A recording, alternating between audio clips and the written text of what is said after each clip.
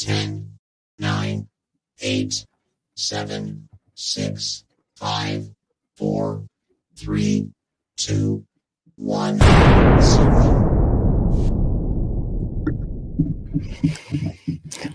Hello, my friends, and thank you so much for choosing to spend part of your Tuesday, January 9th with me. It is 8 p.m. here on the East Coast in New York, and there is literally a monsoon outside my window. So let me know if you can hear me okay. And if the Wi-Fi goes out, we'll just blame Verizon. I'm actually plugged into the Ethernet, so just let me know that you can hear me okay. And it's not glitchy or anything. I mean, it looks pretty good from my phone, but I don't know. We're going to give it the old college try and we're going to see how it goes. What do you think? A couple of chit chats. I see some chit chats in there. Oh, ain't no place I'd rather be either. Ain't no place I'd rather be, says Lorraine. I'm with you. I'm with you there. So let's give everybody a chance to join us, shall we? A lot of people get commercials when they tune in when I go live. So we're just going to give them a minute or two. And I feel like just when this case can't get any crazier, the deeper I dive into it, the crazier it is. It's insane. Literally, it's insane. You know, I read all this stuff and I hear all this stuff and all this buzz, and I really never read the court file in its entirety. And now that I'm reading the court file in its entirety, I'm seeing that all of these things that I've been hearing buzzing around from a lot of people, you guys included, and some, just you pick up bits and pieces, right? And when you go on a show like Court TV and they're talking about, oh, it's all conspiracy theory, it's all in the court papers. There's like legit evidence, like this stuff is true. And I went on Court TV, and because you saw it on Friday, even though they cut off my ending, but I have it for you so we can watch it later. Somebody got mad the other night. You mean I'm talking over myself? What are you talking about? Whoever's all in caps, please don't type all in caps. What do you mean? Is it echoing?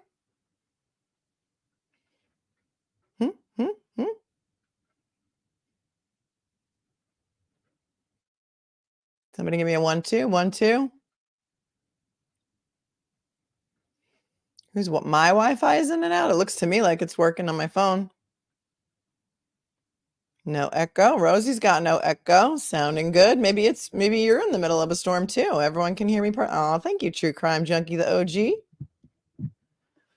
We are. We're peeling the onions. We're peeling the onions. We're peeling down the layers of this case, and it is crazy. Somebody says I keep saying the thing. Christy, I think it's on your end because nobody else seems to have an issue. Working perfect. Auditory hallucinations, says Joe Biffle. Everyone else says, Christy, it must be you. Try refreshing. Try refreshing. I'm on Ethernet, so. All right, cool. Sounds good. So, I wanted to go through a lot of this electronic forensic evidence and all the things that are in dispute by the defense. And the best way that I found to do that was to look at the appellate papers. So those of you who have been following this Karen Reed case know that all the way back in May, there was supposed to be an evidentiary hearing regarding the phone records of Brian Albert and Jen McCabe. And something happened.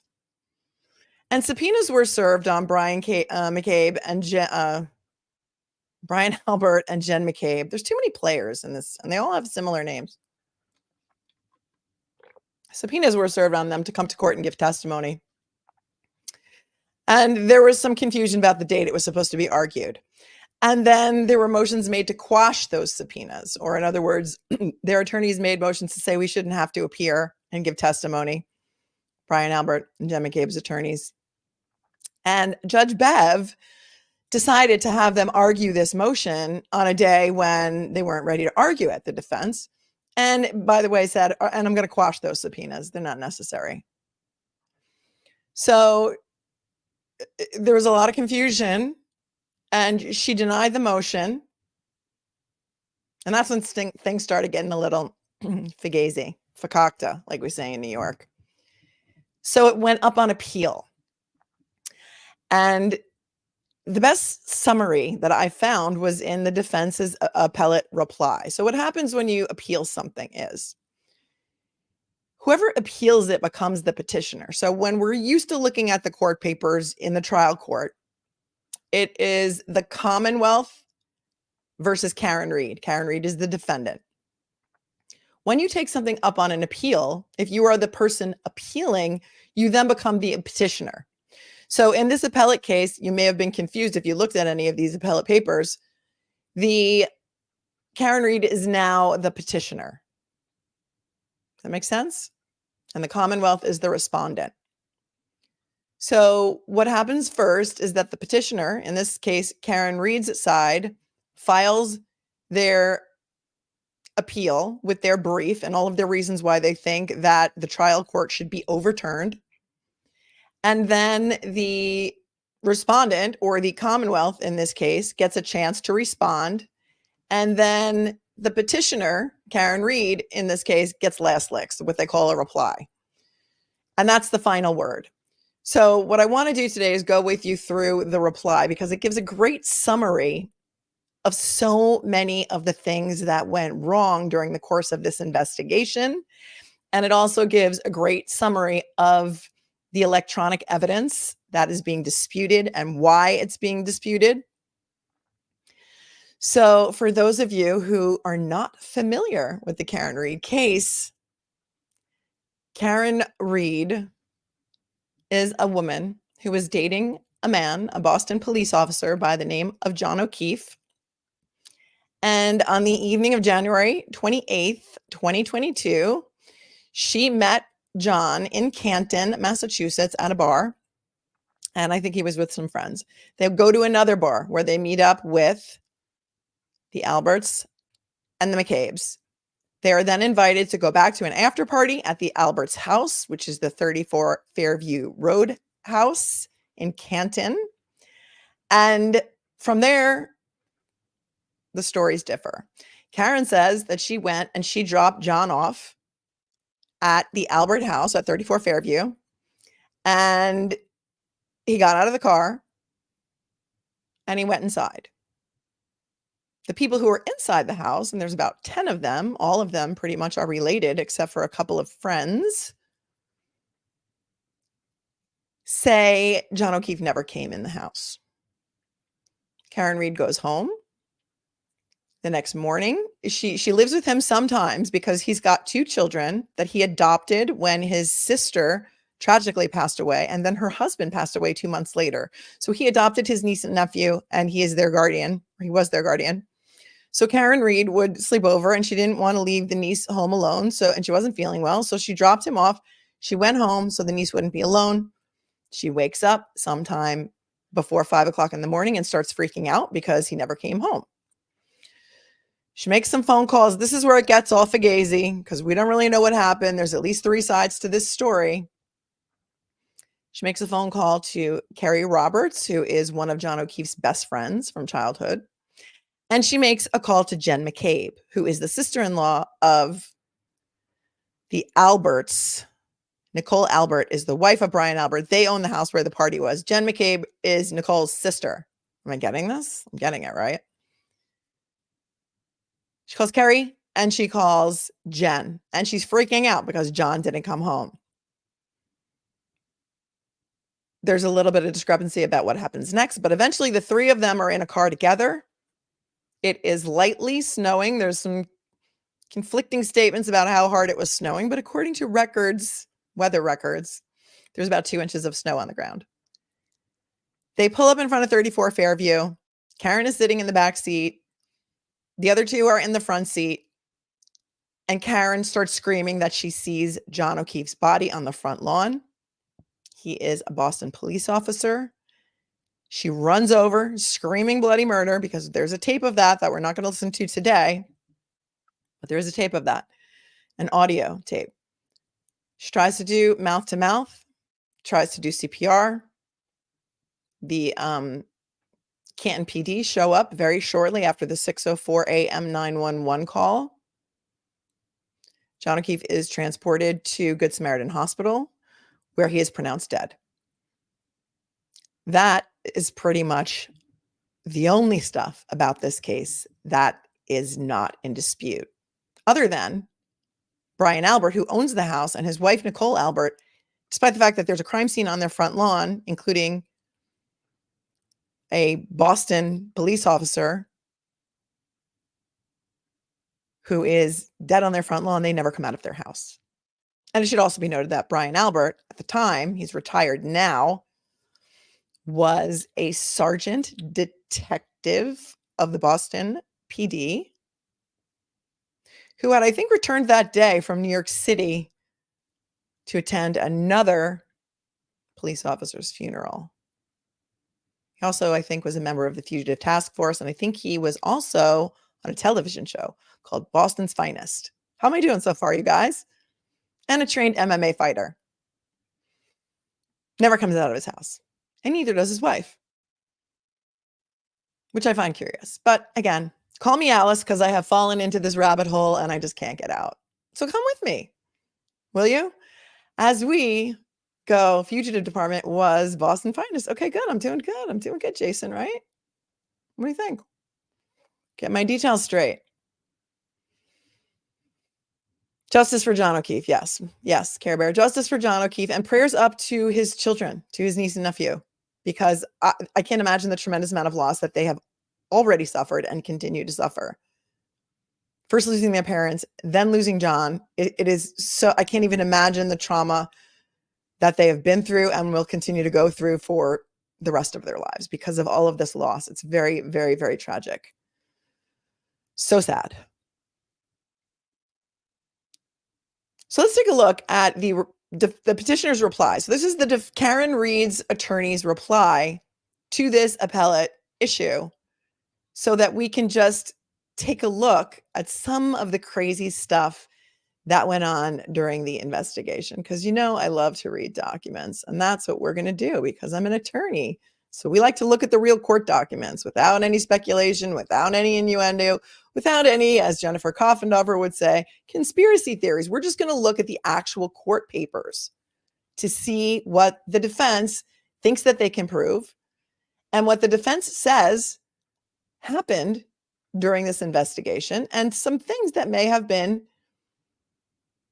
intentionally misrepresented or negligently misrepresented, or the way in which this investigation was handled. Thank you, WebWeaver68, for gifting a membership. If you want to opt into gifted memberships, there's something you need to do. I'm not sure what it is, but my mods are here and they're amazing, and they'll drop it in the chat. And my mods are the best on YouTube. So yeah, before we get into that, let me just say what the rules are. And I saw somebody wrote in my in the comments that my channel is PG, and she's so happy that my channel is PG because her 90-something-year-old mom can now watch some coverage on Karen Reed, and that's amazing, and I love that. And my mods are amazing, and we don't tolerate trash talk, foul language, bullies, or personal attacks on anyone, including me, my moderators, or each other. So if you would like to come into the chat, it's a very welcoming place, but just guide your actions accordingly, because my mods will time you out, they will block you, they will delete you, and we're just not going to tolerate it. We're known for having a very friendly chat and this being a safe place to come and just talk about the issues without personally attacking each other. Okay? Got it? Okay. All right, good. So that said, thank you, moderators. I know this may be crazy tonight, but let's get to it now, shall we? You know how much I appreciate you. All right, so this is the petitioner's reply to the Commonwealth's opposition to defendant's petition. See, this is how like crazy this gets when you have so many back and forth of papers. But it's also important to know that in the appellate court, this motion is decided. There's no jury involved or anything. It's decided by a judge and it's all done on papers. So this is the final say of the petitioner Karen Reed with regard to this appellate issue that Judge Bev threw out and would not allow the discovery into Brian Albert's cell phone records and Jen McCabe's cell phone records and Google searches, etc. But I've highlighted the pertinent portions. We're going to get through this. Maybe save your questions because I am reading this and it's hard for me to even look at the chat right now because I have to have it in such a large font that the chat moves too quickly. So here we go. On September 1st, 2023, petitioner Karen Reed filed a petition and a brief seeking relief pursuant to GLC 211 Section 3, challenging the trial court's denial of defendant's motion for an order pursuant to Massachusetts Rule of Criminal Procedure 17, directed to Brian Albert, Verizon, and AT&T. On September 13th, 2023, respondent filed the Commonwealth's opposition to defendant's petition and brief seeking relief. On September 18th of 2023, third party in interest Brian Albert filed a motion to intervene and a memorandum of law in opposition. Ms. Reed herein replies to the respondent's opposition, so the Commonwealth's opposition, and the opposition of Brian Albert, who hired an attorney and had the attorney put in papers. And here is what Karen Reed's attorneys say is important for the court to know. 1. Numerous factual assertions set forth in the Commonwealth's and interveners' oppositions are procedurally defective, factually inaccurate, and find no basis in the record. Massachusetts Rule of Appellate Procedure 16E provides no statement of a fact of the case shall be made in any part of the brief without an appropriate and accurate record reference. The Commonwealth's statement of facts fails to include a single citation to the record and thus is fatally procedurally defective. Then they give some case law about why that should not be allowed, and everything they say should basically be thrown out because they didn't cite the record. It's like citing your sources. Respondent's opposition is rife with inaccuracies, outright false statements, and claims meant to deceive this court regarding the strength of the Commonwealth's case. Just see if this footnote is important. And I didn't highlight it, so I'm going to say we don't need to read it for purposes of what we're doing tonight. For example, the Commonwealth claims in its statement of facts that, quote, a small hair was noted on the rear passenger side quarter panel of Ms. Reed's vehicle, and that, quote, the apparent hair has subsequently been forensically tested and confirmed as a human hair. End quote. That is a lie. In a DNA testing report dated August 25th, 2023, which was in the Commonwealth's possession prior to filing their opposition, the Massachusetts State Police Crime Laboratory confirmed that the, quote, root end of the small hair purportedly recovered from Ms. Reed's vehicle was tested for the presence of DNA and, quote, no human DNA was detected.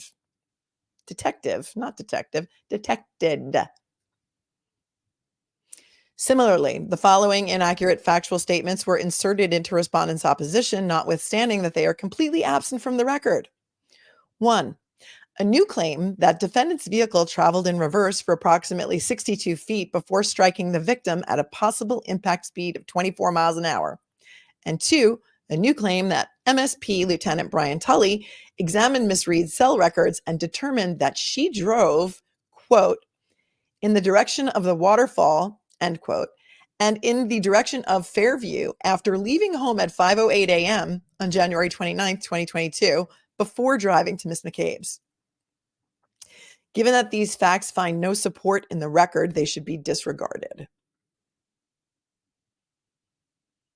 So essentially what they're trying to say now is that at 5:08 in the morning when Karen left John's house to go to Jen McCabe's house, they're trying to say that she went and drove by the Fairview house before she went to Jen McCabe's house. And this is all stuff that is just being pulled out of the sky. Notwithstanding the procedural deficiencies discussed above, Ms. Reed herein seeks to briefly clarify and correct additional glaring factual errors set forth in respondent's opposition. A. misrepresentations regarding the nature of the Commonwealth's computer forensics experts' reports. In respondent's opposition, the Commonwealth correctly asserts that on May 23, 2023, the day before the court heard argument on defendant's Rule 17 motion, the Commonwealth filed two substantively new reports by purported computer forensics experts, Trooper Guarino and Jessica Hyde, in an effort to refute certain findings set forth in defendant's Rule 17 motion. In respondent's opposition, the Commonwealth writes that both experts conclusively determined that the victim never entered Brian Albert's home and that the internet searches on Jennifer McCabe's cell phone happened at 6:23 a.m. and 6:24 a.m. However, this conclusory statement is contradicted by the reports of the Commonwealth's own experts. First, Ms. Hyde never examined any of the location data in this case or made any determinations as to whether O'Keefe entered the Albert residence that night. Trooper Guarino was the only Commonwealth expert to perform any analysis of the location data obtained from O'Keefe's cell phone. Thus, the Commonwealth's suggestion that two separate experts even reviewed the location data is false. Moreover, Trooper Guarino's analysis is riddled with inaccuracies, which cannot be reconciled with the data extracted from O'Keefe's cell phone. For example, Trooper Guarino states that O'Keefe's health data shows O'Keefe ascending or descending 3 flights of stairs at 11:22:14 a.m., a time when O'Keefe's phone location is in front of 36 Oakdale Road and is not at the Albert residence. This is a straw man argument. I love that. A straw man argument. Would anybody like to know what a straw man argument is? Because I'm going to tell you. And then you can start just using it in everyday conversation. A straw man fallacy is the informal fallacy of refuting an argument different than the one actually under discussion, while not recognizing or acknowledging the distinction. One who engages in this fallacy is said to be, quote, attacking a straw man. See if you can work that into your everyday conversation. This is a straw man argument. In point of fact, a review of O'Keefe's exported Apple Health data clearly shows him climbing 3 flights of stairs at some unspecified time between 12:21:14 a.m. and 12:24:37 a.m., not at the arbitrary time Trooper Guarino chose for purposes of his argument. Thus, when the proper time frame is examined, Trooper Guarino's own data shows O'Keefe's phone location pinging at 34 Fairview Road at 12:24 a.m., which, as noted above, is within the time frame recorded in Apple Health and is consistent with O'Keefe climbing stairs at the Albert residence. And you note, if you're watching the screen and not just listening to me, that you see all of these references. So everything that they are saying in this brief has a citation. That's where the judge can go to find this exact thing that they're saying. See, they're not just making it up. Moreover, Trooper Guarino claims to have conducted his own analysis and determined that, quote, O'Keefe could have been inside the residence of 34 Fairview Road for no more than 3 seconds. In support of this argument, Trooper Guarino attaches PowerPoint slides, which purport to depict O'Keefe's cell phone location over the course of 6 seconds between 12:25:30 and 12:25:36. Ironically, those slides show O'Keefe's phone location is consistent with being inside Brian Albert's residence over the course of a 4-second period between 12:25:00 and 12:25:34.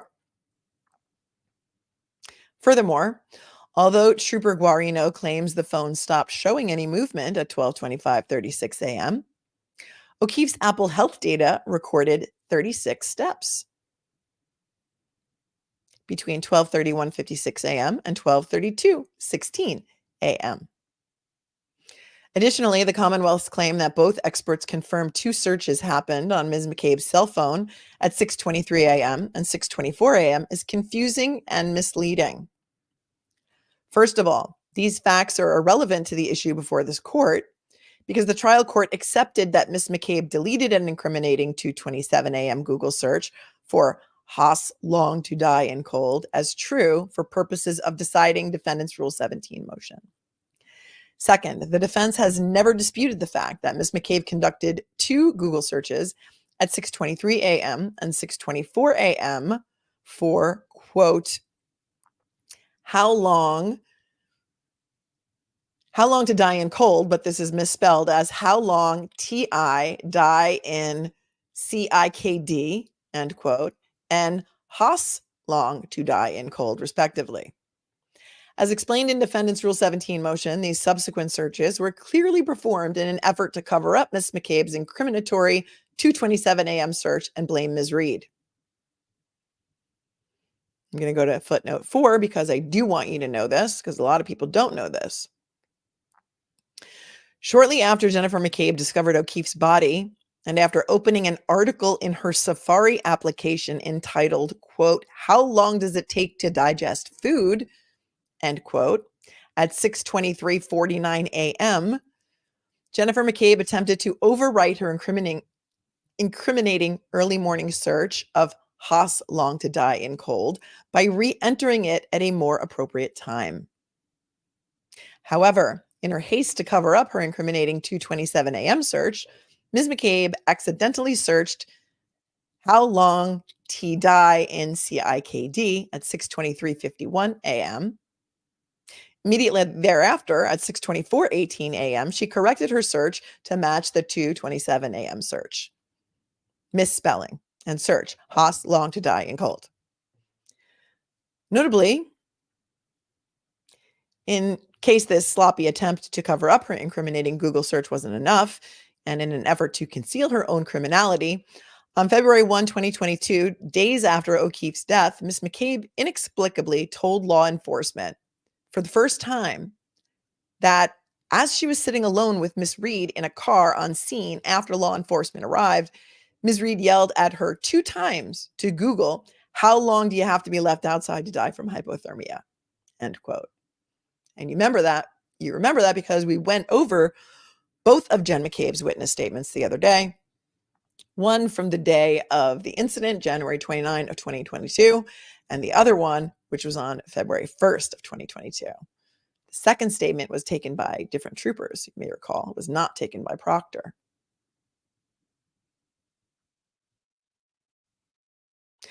Notably, however, the Commonwealth's privately retained computer forensics expert, Ms. Hyde, actually disagreed with Trooper Guarino's analysis of Ms. McCabe's search history and ultimately concluded that she could not give a definitive reason as to why the timestamp of one of the searches is listing the time of 2:27:40.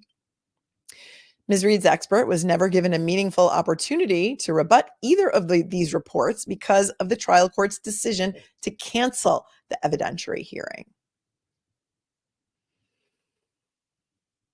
Okay, I'm going to take a breath here and go to the chat and see what you're saying about this. Ms. B says the case would have been thrown out in Canada for misspelling and incorrect dates. It bothers me too.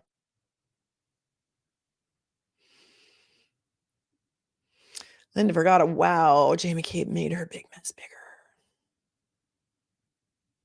Joe Biffle, Haas about you go inside and get blankets and the trained first responder hiding. Care Bear, Joe Biffle, if you put how long to DI, it automatically comes up to digest.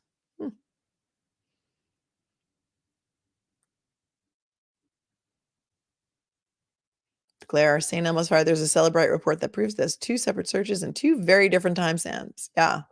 That's why I put the Celebrite logo on my my thumbnail, which I made like right before I went live, because it's so crazy. How long do you have to be left outside? However long it takes, says Ivan. Boston, Mass. 781 says, everyone keeps ignoring the fact that Keith Albert's baby mama was also in the wedding at the families don't know each other. No, they don't know each other. Why would they know each other? You always ask strangers' kids to be your ring bearer, don't you? Isn't that a thing? Just pick a name out of a hat, spin a wheel, and pick a kid you don't really even know. I mean, that's just my opinion. That is just my opinion. Yes, thank you. I will explain myself, Pink Lady. Pink Lady says, we didn't hear the real 911 call. It was a recording of Jen making the 911 call. For some reason, the 911 call hasn't been released yet. Well, I will tell you that because I live here on Long Island in New York, we have a famous case called the Long Island serial killer case. And Shannon Gilbert was a woman who may or may not be a victim of the Long Island serial killer who went missing in 2010. And the 911 call, her frantic 911 calls, were not released until maybe 13 years later. And nobody was ever arrested in that case until this year. Not Shannon Gilbert, but the other Gilgo 4 murders. So I'm not surprised. But what I will say is here's what happened. Karen was sitting in the back seat of the car. She's calling John frantically to try and figure out where he is.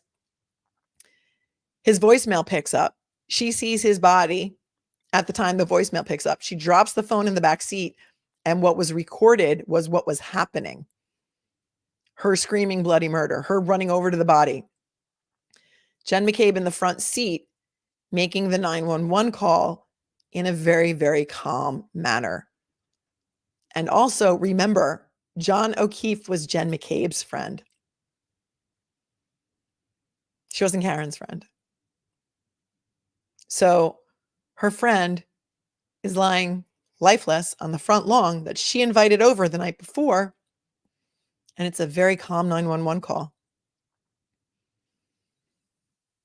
It is crazy. It is crazy. Most chilling recording I've ever heard, says Christy.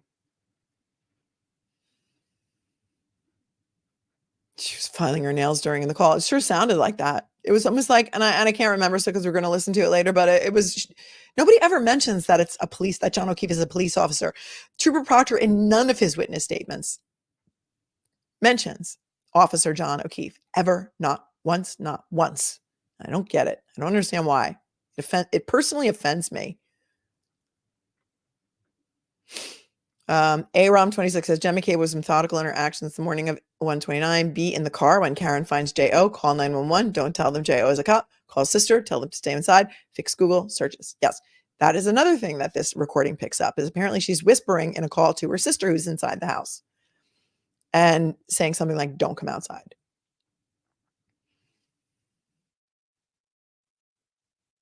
There's a dead man on your front lawn who was invited to your house the night before. You don't come out? And your husband, who's a Boston police officer, detective, fugitive task force guy, doesn't come out either? First responder? Not even to see what's happening? I don't get it. I don't get it. That's why I don't understand why nobody thinks that this is such a big deal. It is such a big deal, in my opinion. It is such a big deal. When lawyers put stuff in their appellate papers and in their briefs, and they need to have a good faith basis for it. They're not just making stuff up, and everything that they say is cited to the record. The court, Judge Bev, canceled that evidentiary hearing, so the expert was not given an opportunity to testify. There was also a motion made for her to recuse herself because she may or may not have close personal ties to some parties in this case and some of these families. And we will do that another day because you've asked for it. But tonight, this is going to be a lot of information, and you're going to need to digest all this because some of my viewers are new to this case. Nope, you're right, Galen. That is right. Who doesn't come out of their own house if a body is on your lawn? The neighbors woke up because they brought over the red Solo cups that they could collect the blood evidence in. Thank you, Mark. Nobody would not go outside with blue lights on the lawn. Oh, they also use a leaf blower to collect evidence. So the leaf blower didn't even wake anybody up. Yeah, it's crazy. Yeah, Betty, they've got a grand jury, everything. I hope the FBI takes note of all the irregularities. That's why they're involved. So, little mystery, especially if you're a law enforcement officer or related to any government institution. Yeah. Or even if you're just a concerned citizen, right? You would think that the bar would be a little bit higher.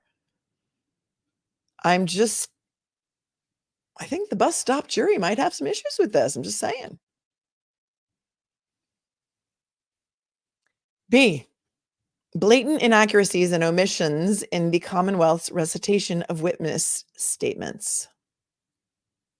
Tracy, I had this question too. I wonder if that's why John was pronounced at the hospital and not on the scene. If he was pronounced on the scene, the house would be considered a crime scene, wouldn't it? They never searched the house. They never went into the house. There may not have been someone who was authorized to pronounce him at the scene. He may had still have been alive, a faint pulse. I don't know. I haven't seen the medical records. And you're right. He wasn't pronounced until I think 7:40 in the morning by a doctor at the hospital. So I'm not sure if they tried to warm him up. I have questions.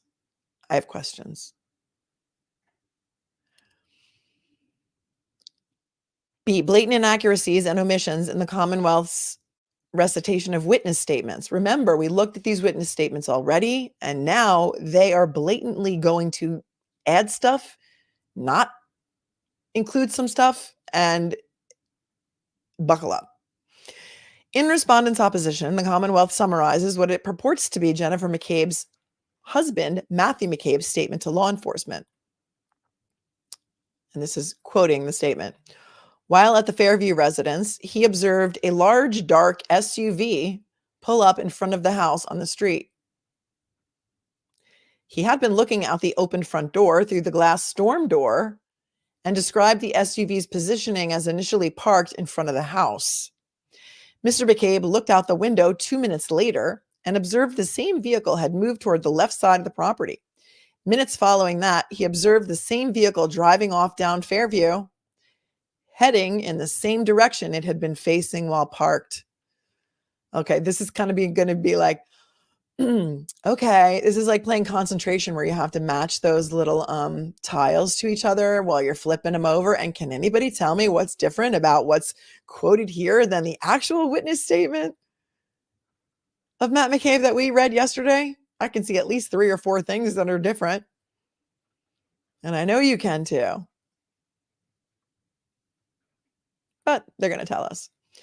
That is an inaccurate recitation of Matthew McCabe's statement to law enforcement. A copy of his actual statement was attached to defendant's Rule 17 motion. In actuality, Mr. McCabe never told the trooper proctor that he saw the vehicle driving off down Fairview, heading in the same direction it had been facing while parked. He said nothing of the sort. However, he did claim to Trooper Proctor that he observed tire tracks in the snow on the street in front of the house, which he described as being in a wave or V shape. He further stated that, quote, the tire tracks went from the curb in front of 34 Fairview towards the neighbor across the street and then back towards the curb and were consistent with making a 3-point turn. Finally, he stated that he did not see those tracks prior to the big black SUV arriving outside the house. As pointed out in prior motions before the trial court, which apparently prompted the Commonwealth to simply rewrite Matthew McCabe's witness statement, the notion that Mr. McCabe was able to see tire tracks in the snow on the road after Ms. Reed left, but missed O'Keefe's dead and bleeding body on the Alberts lawn in front of those tracks defies logic. I noticed something else because we just read this statement. I don't know if it was yesterday or the day before because I think this is our 4th show in a row. He also did not say that he was looking through the glass storm door. He said he was looking through the front door, and that's why we went to the Zillow listing, because I wanted to show that the front door of that house is solid and there was a storm door in front of it, and that therefore on this nor'easter type night they had that front door open and were just looking through that storm door. He did not say that. He said I was looking through the front door. He didn't say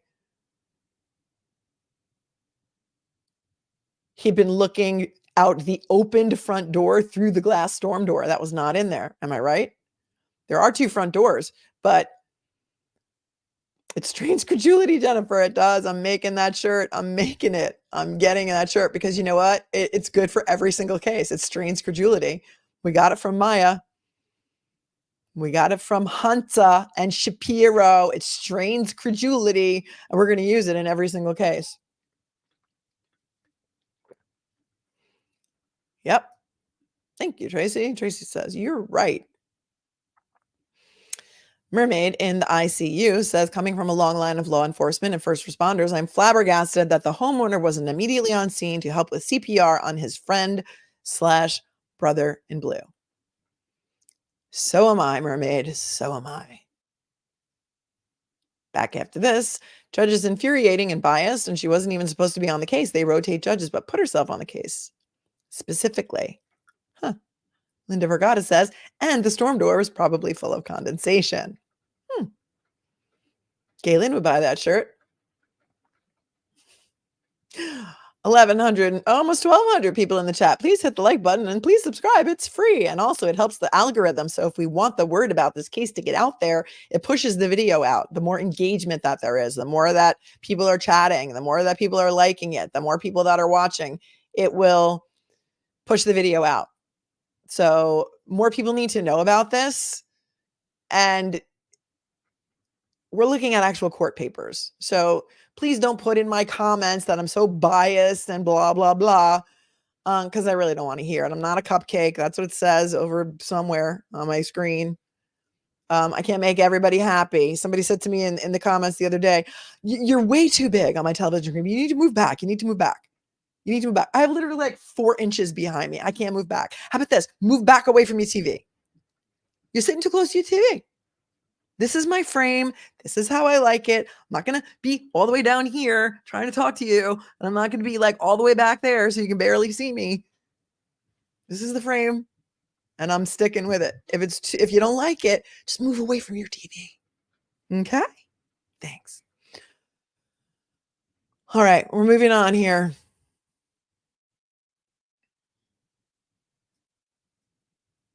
That's, back when they had their 3-point turn theory, which now everything's changed because that theory is no longer in play.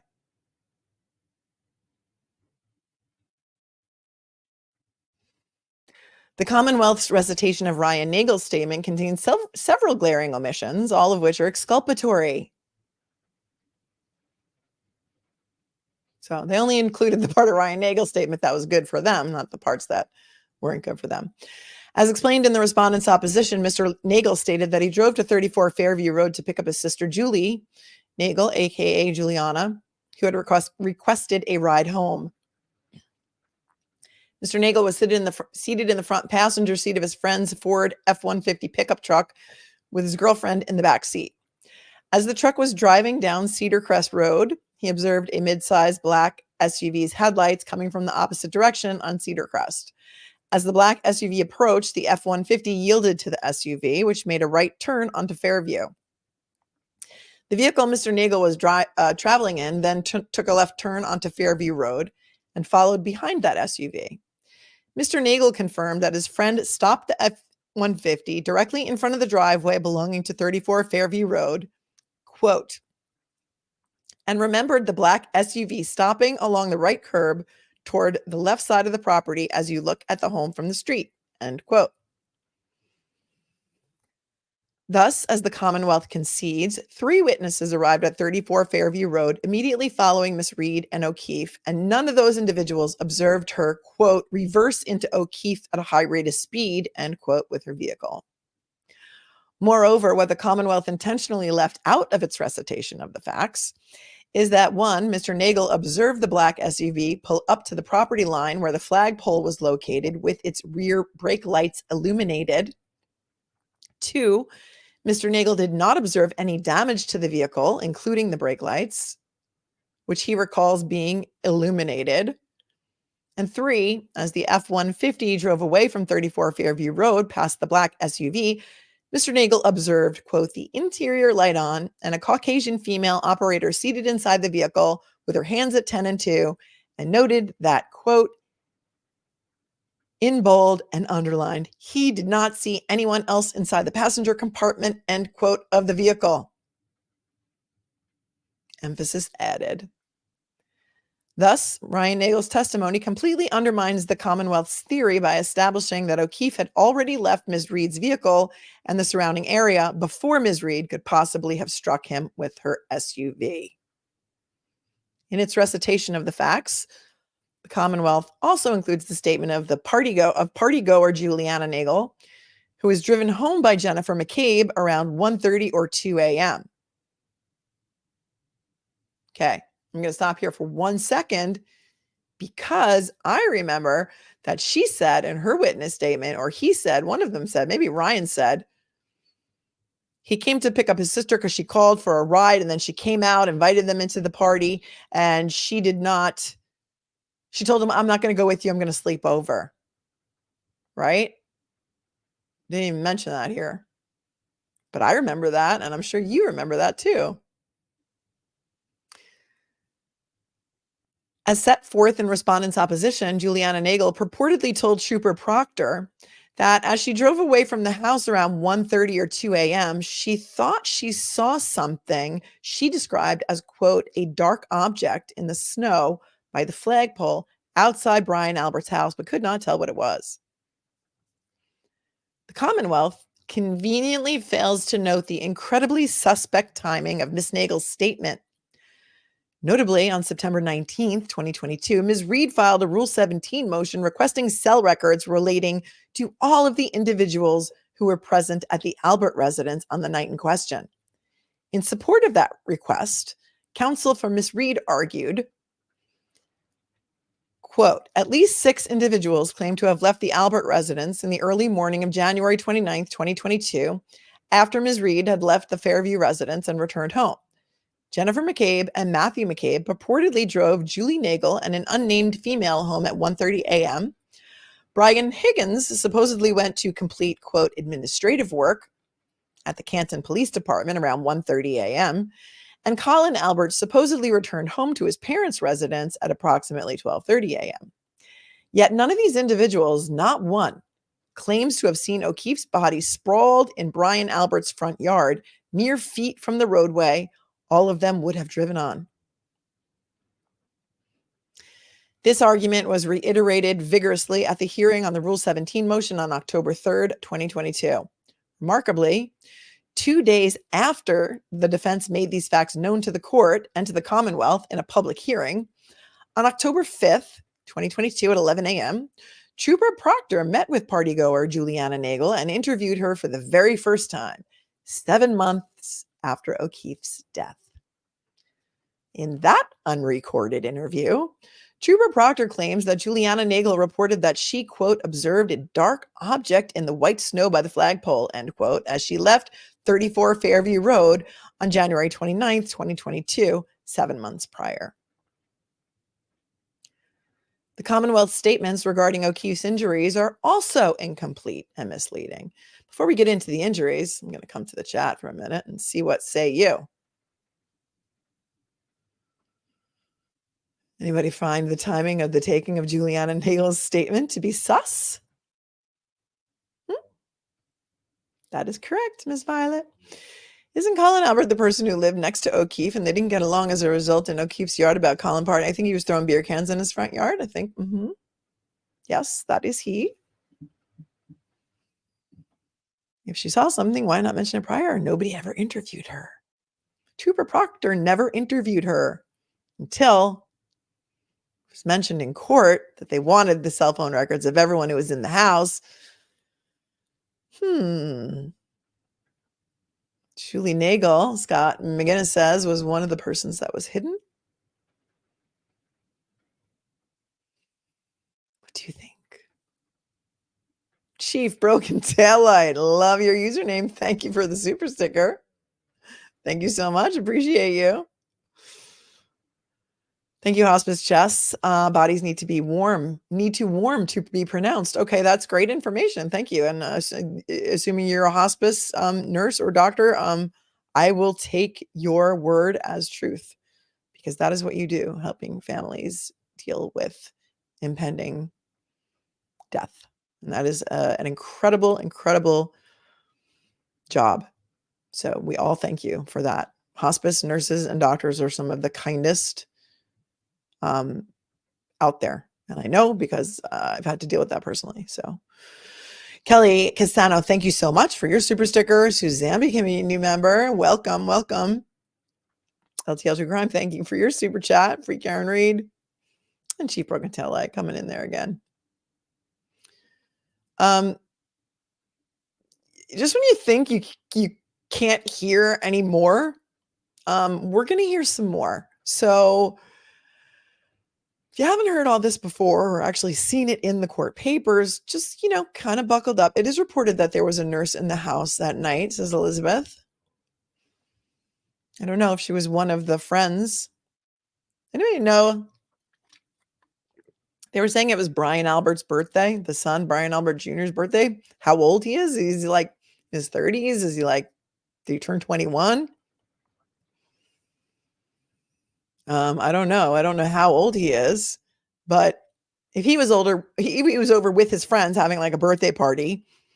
And the parents came home from out drinking in Canton at the waterfall bar.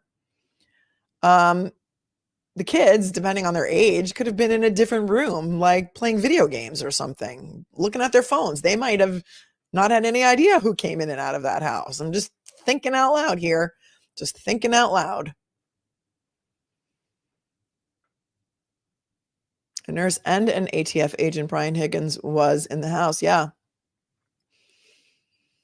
And he's sort of kind of disappeared, Brian Higgins. And that is something that when we look at the Court TV piece that I'm going to show you that I did last Friday night with Jennifer Koffendover, she brings him up out of the blue. Brian Higgins, everyone's forgetting about Brian Higgins. So I don't know. Where is the interview with ATF Higgins interview, William? I don't know. I don't think I've seen it. Or was it, did we look at it and it was one paragraph long? I can't recall now. Because these things are all blending together after a while because you just can't make it up.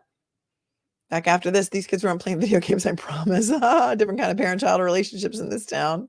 All right, well, they were, so they weren't playing cornhole or something in the basement or, looking at their phones. Rumors have it that Higgins flipped. No interview. There is no H-Bag who's well-versed in this case. There's no interview with Higgins. All right. Brian Albert was class of 2017. This was in 2022. So he's in his early 20s, right? Maybe 22, 23? Hello, Lauren. Welcome. Surrounded by familiar faces. Well, good. We're glad to have you. Those kids are all drinking heavily.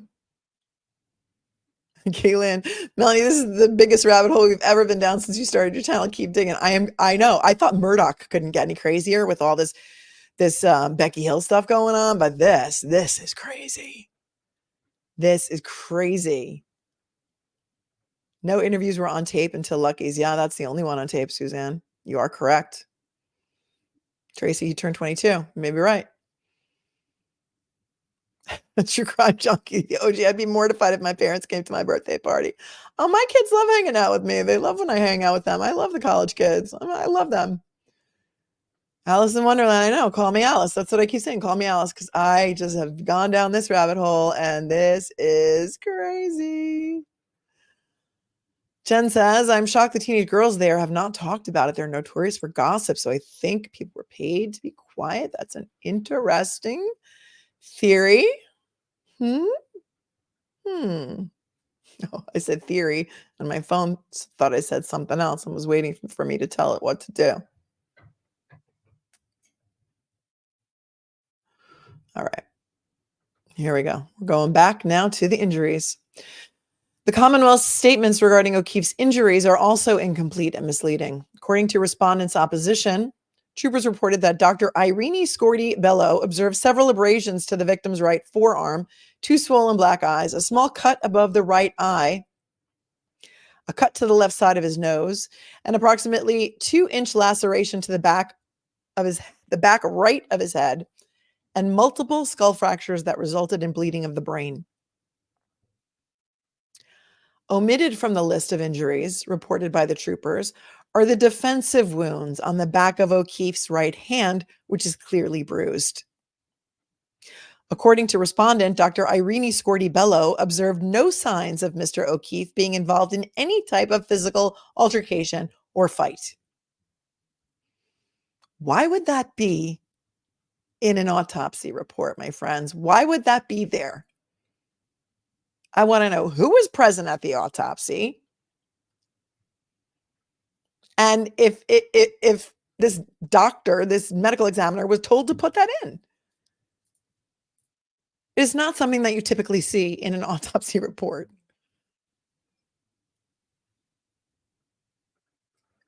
However, that statement is refuted by both autopsy photographs, which clearly depict bruising to the back of O'Keefe's right hand, as well as Irene Scorti-Bellows' testimony before the grand jury conceding these injuries.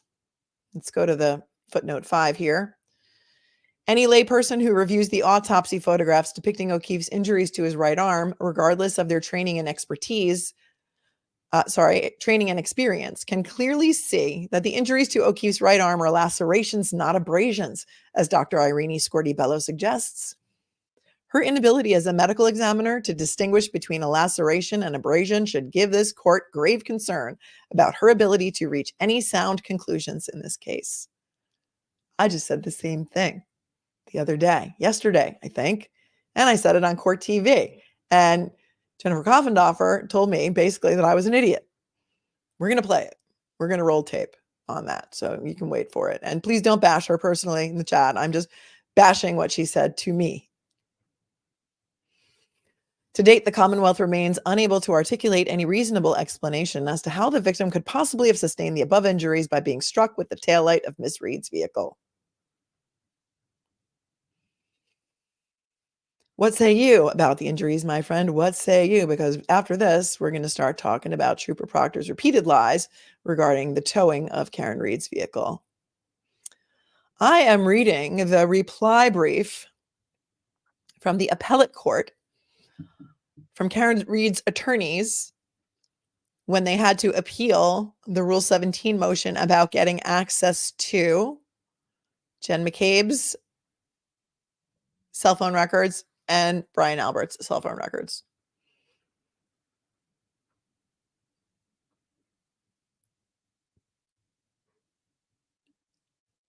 Big dig. I didn't want to say it, but I'm going to read your comment. She was told by Massachusetts State Police he was hit by a car. Right.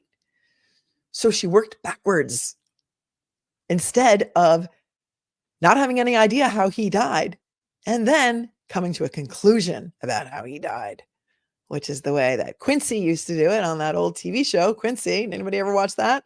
It's the way that Kay Scarpetta in the Patricia Cornwell books always did it.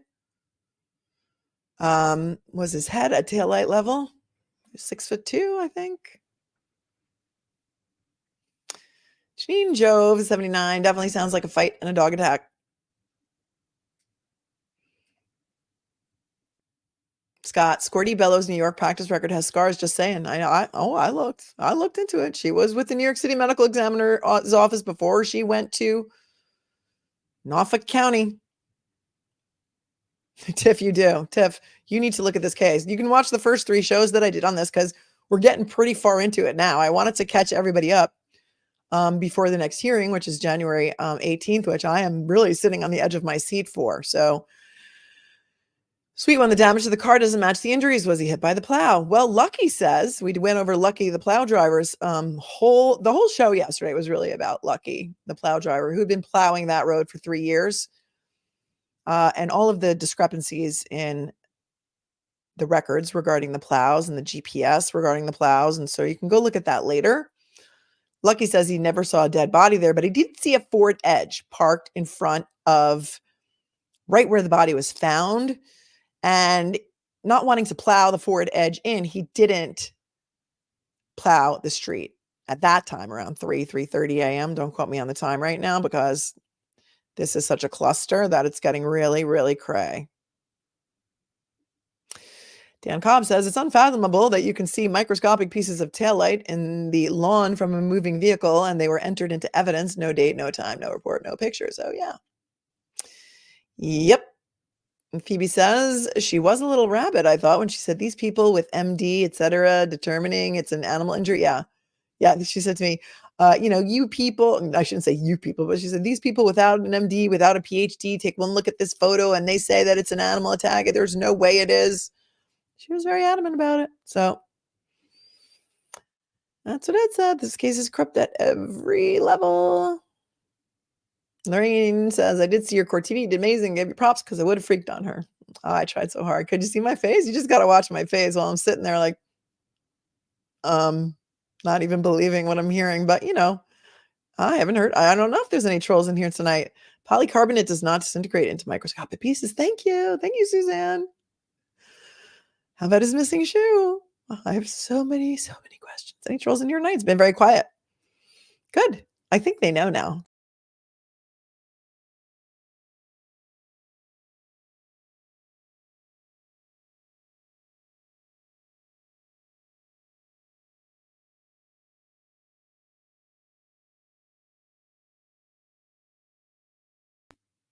Sometimes I do that. Playing with my mouse over here, and I just swipe myself out of the stream. Hello, StreamYard, if you're listening. I know you don't listen to me because I don't have 1 million subscribers or even the 500,000 subscribers. And really, we're pushing 25,000. We're getting up to 25,000, which really isn't so bad since I just started this channel at the end of June out of boredom. But StreamYard, please make it impossible. Lock in the stream so that I can't swipe myself out. Okay? Thank you. Appreciate you. All right. It has been quiet. I do not. I thought I got booted, Dan said. All right. I reached out to a guy who's got a YouTube channel who is a K-9 trainer. He trains attack dogs and K-9, and the video on his channel is crazy. And I may just refer you over to his channel later to just take a look at some of the videos because I didn't want to play any of the videos without his permission because I would never steal another creator's work. And I kind of want to have him come on as an expert just to talk about like the way that K-9 dogs are trained to attack. And he's got some video of K-9 dogs chasing after criminals and how they attack them. And after the videos that I watched today and the other day, I can almost tell you with absolute certainty. Was this dog a trained K-9 dog? I mean, its owner, Chloe's owner, was a member of the Fugitive Task Force. Yeah. Was it a trained K-9 animal? I'm betting maybe it was, but we don't know because Chloe's disappeared along with all the records, except for some records that we're going to talk about here. What happened to John's belt? LTL True Crime. Thanks for the super chat. I would love to know. This chat is fast. This chat is fast, but it's classy. It's fast, but it's classy. Mark Blaine, I've been doing the Boeing, not a door stuff. If you would love the John. Really? the door the thing that flew off the plane that is causing a lot of people's planes to be grounded that I know that are traveling this weekend that cannot travel now because all of those planes are being grounded. Is that what you're talking about? Attack dogs that go for the arm. Yep. They do. The right arm too, because that would be the arm that you would hold up if you were protecting yourself. Hello, OB. OB is here. Oblivious Benson has entered the chat, everybody. Shout out to Oblivious Benson, who is my personal Penelope Garcia. That's a Criminal Minds reference. So if you watch Criminal Minds, you will know what that means. Penelope Garcia is the queen of OSINT, internet research. I could say hacking, but OB doesn't hack. So Oblivious Benson just put up a couple new videos on her channel. Go check them out when you have a chance. She teaches you some really cool things to do on the internet and how to find things in the Wayback Machine. And as such, great things for armchair detectives. And she says, just to be clear, did Karen's truck also punch John in the face twice? How about the prosecution answer? How's the prosecution answering that? Yeah. Yep. It's crazy, classy and sassy. That's what we're trying to be. We're trying. Jennifer Bellinger says, Chloe took the Ford Edge to Mexico with John's belt and shoe. We need some shirts. Somebody said another great idea for a shirt would be Jen said, but I'm not going to do that. I don't want to get in trouble. Lizzie Bones, thank you for the super chat. Higgins flipped. I think he knew something shady was going on at D&E, being ATF. And he told J.O. Something went down that night, my opinion. Thank you for sharing your opinion in a respectful way. I appreciate you. And again, this is all speculation. We're thinking, we're brainstorming theories based on what we're seeing in the papers. We're not accusing anybody of anything. Innocent until proven guilty. And really, this is what is so interesting to me because that's what our system is based on, right? Innocent until proven guilty. So why are there so many haters out there that are so convinced that Karen Read is guilty? And we're seeing all this evidence to the contrary, in my opinion. And you will see that when you start to follow me, that my opinion changes based on the case. Sometimes I'm pro prosecution, sometimes I'm pro defense, sometimes I'm pro plaintiff, sometimes I'm pro defense. But what I always am is pro constitution and pro procedure. And there are laws that need to be followed, and there are rules that need to be followed in court, and procedure needs to be paramount. And the procedures need to be followed in crime scene investigations. And the Constitution needs to be followed. So why is she not innocent until proven guilty? Why has this angry mob shown such vitriol for her? I just don't, I mean, based on what I'm seeing, this ain't rocket science, folks. A lot of reasonable doubt. But Vinny didn't want to get into that either. But I submit to you, that's all we need is reasonable doubt. That's all she needs. That's all anybody needs in order to be exonerated is reasonable doubt. One juror out of 12. Not seeing a whole hell of a lot on the prosecution side based on everything we're uncovering now. Thank you, SA, for your super chat. The clothes in the ER photo are listed on the documents. Don't look or sound like what Jaya was wearing at the bar. What's up with that? Yeah. Okay. Next video. I want to go over the surveillance video from the waterfall. I want to go over the list of clothing because I saw a lot of that going out on Twitter today, Olivia. And I want to go over what is listed in the list of clothing that they did not test or properly bag or was basically on the floor. Those photos where the clothes are at the floor, on the floor in the ER or at the foot of the bed, and the list of items and the video from the bar. So those are some things that I'm going to look for the next stream because that is interesting. Yes, the basement does have gym equipment. And in fact, we looked at the Zillow listing for this house the other night. So we had all the interior photos and we did go through that at length as well. So if you haven't watched it, take a look at that. LTL True Crime coming in hot tonight. John thank you for the super chat. John had boxer injuries and defense wounds. Mm-hmm. He did. So, no go Caps. No AT1, but yes for hockey. Yay for hockey. No for the Capitals. Although I will say that I did go to a Ranger game one time down there at the Cap Center or wherever they play. And the Caps fans were very nice Rangers fans, which I did not find to be the case when I went down for the playoffs at wherever the Canes play down there in, Carolina. So your fans are actually very nice down there, I will say. All right, let's go back to this. C. Trooper Proctor's repeated lies and sworn documents regarding the time that he seized Ms. Reed's vehicle are not Scrivener's errors. Here, MSP Trooper Proctor repeatedly claimed in sworn affidavits that he did not seize Ms. Reed's vehicle until approximately 5:30 p.m. on January 29th, 2022. All right, remind me, I want to ask you this question later. If anyone in the chat knows, because I am from New York, and I asked this question last night, why was her blood taken? And somebody told me she was on a hold, a Section 15 hold, I think. In New York, we would call it a 5150 hold or a 72-hour hold.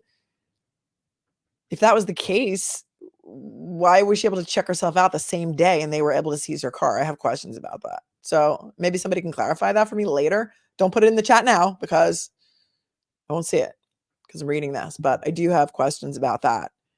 If she was on a hold, was she able to sign herself out and get to her parents' house in Dighton the same day for her car to be towed away? I don't know. I have questions. Okay. Here we go. However, as respondent concedes, these statements were false and Ms. Reed's vehicle was actually towed to the Canton Police Department more than an hour earlier at 4:12 p.m.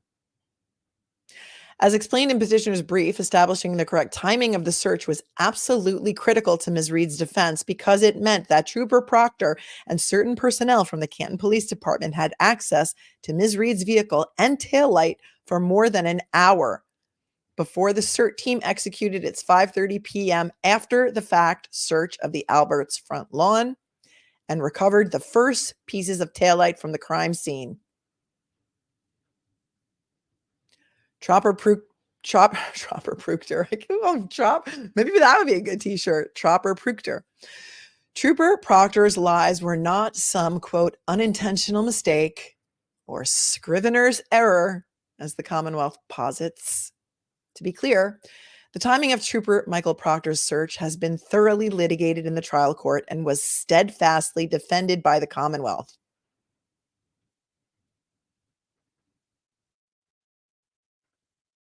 For example, Ms. Reed briefed this issue extensively in defendant's amended motion to compel modification of Google preservation requests and for production of geofence data, which was filed on September 16th, 2022.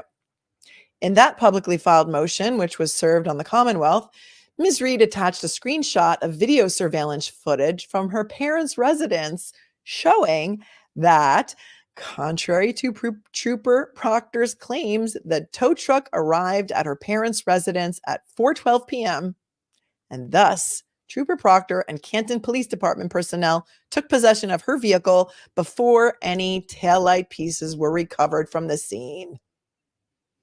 Shocking. Footnote 6. Thus, respondents' suggestion that Ms. Reed somehow withheld this evidence from the Commonwealth by stating, quote, defendant provided this footage to Boston 25 News, however, no video footage has been provided to the Commonwealth, is deceptive, to say the least. In fact, the Commonwealth was provided a screenshot of this very footage in September of 2022.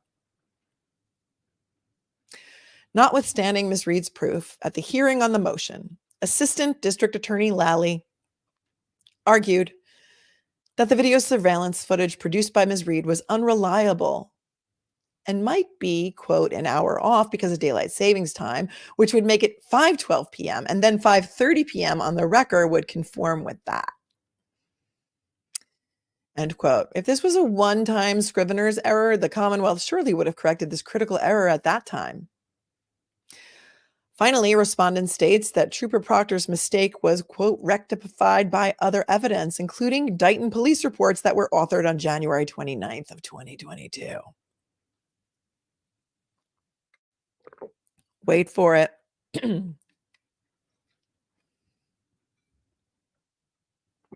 This statement by respondent is also deceitful.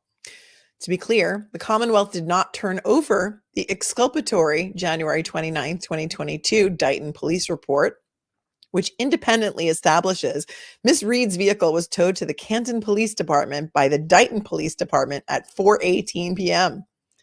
until May 25th of 2023, a year and a half after O'Keefe's death.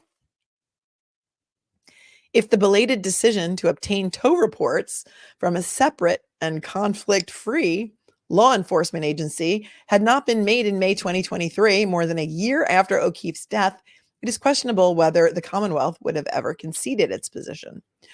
Thus, Trooper Proctor's decision to alter the time that he seized Ms. Reed's vehicle in a way that only benefited him was clearly not an innocent mistake.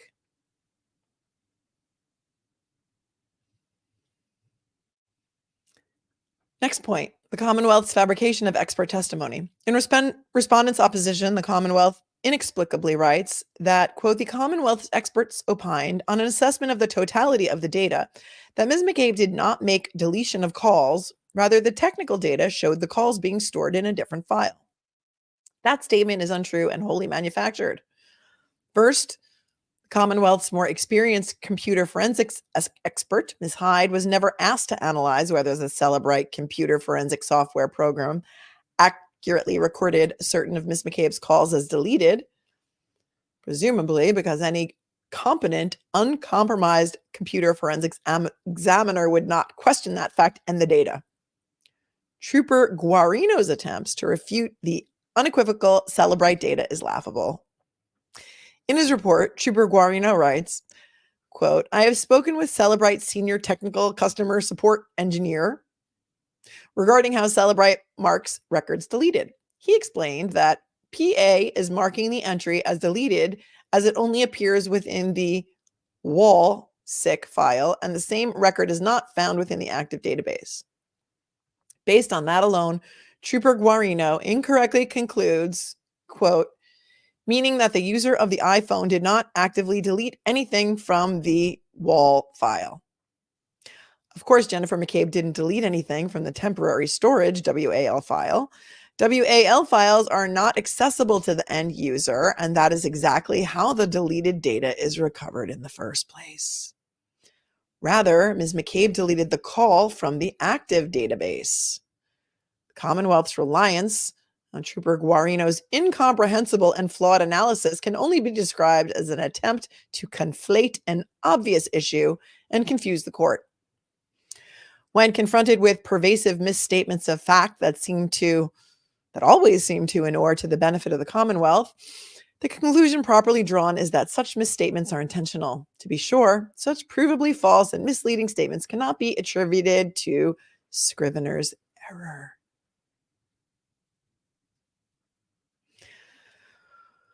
What say you, my friends? What say you? Yep. Writer Chick 12. Yep, sure did call the help desk. Call the Geek Squad. Did he call the Geek Squad for that one? Karen is innocent. Oh, Dave's channel. I think you're just joking, right? Mark 8444. She deleted the call. Who does that? The 911 call. Yeah, who does do that? Who does do that? I don't know. Snatch. Total disrespectful investigation of a fellow police officer. All my fellow officers feel the same way about this case. Thank you for saying that. Thank you for saying that. Nobody wants to cover this because nobody wants to speak out about how poorly this investigation is done and that there might possibly be, maybe, some corruption. But we know about corruption here on Long Island. We've lived through it. Not only in the Long Island serial killer case where the police chief of Suffolk County, New York, not to be confused with Suffolk County, Mass, went to jail for trying to cover up a beating of a suspect and in an actual precinct interrogation room and threatening all of the other law enforcement officers that were in the room or knew about it, that he would do all kinds of things to them if they told. He went to jail, and then the DA also went to jail for that same incident. We know about corruption here on Long Island, so it can happen. Totally can. It has. It did. It will. It will again. Thanks, Maureen, for your super sticker. You're always so generous. I appreciate you. Lauren, I cannot wait to see Jen's phone record analysis. Mm-hmm. BL, imagine allegedly 81% of Canton police live in Canton. Yeah, so that if that's the right statistic, I said like between 80 and 90% were born and raised Canton, right? Not just live in Canton, like born and raised Canton. That's right, Charlene. The defense hired a top-notch cell expert and found all deleted text, photos, calls, etc. You know who's an expert at that? Alan Jackson, our favorite smooth as butter LA attorney. We love some Alan Jackson. We really do. You're interested. Does anyone know how much longer I should be reading this? I'm interested in her overall summary. I'm sorry. Am I boring you? I'm sorry. I don't know. However long it takes to get through it is how long it's going to take. You can always come back and watch the replay. So you can do that. She also deleted her entire call for that morning. Yep. Her call log. And John Monagle says, and this is the truth, every time the prosecution is caught in a lie, they come up with another lie to explain it away. That is the truth.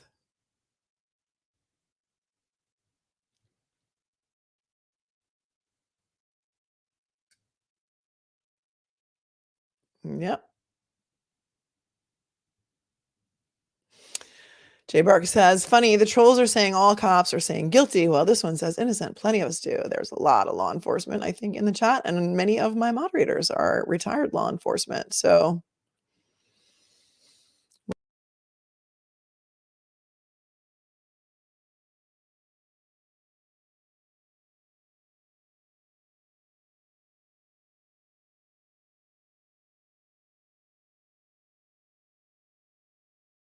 I did it again.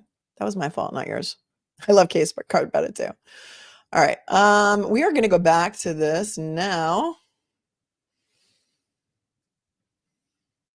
And because this was so important to the case, her attorneys argued that this needed really to be decided quickly by the appellate court because her constitutional right to due process was going to be violated if it was not quickly decided. And she has a third-party culprit. That's the theory of the defense, is a third-party culprit defense. I'm just fast-forwarding through this a little bit,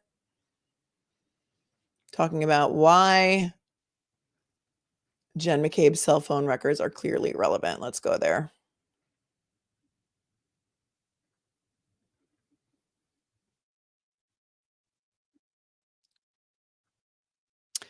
Here's the argument. Jennifer McCabe's cell phone carrier records are clearly relevant. First, as to the relevance of Jennifer McCabe's call detail records, the Commonwealth argues that the defendant has not, quote, provided a sufficient factual basis that the cell phone records of Jennifer McCabe may be relevant to Ms. Reed's defense.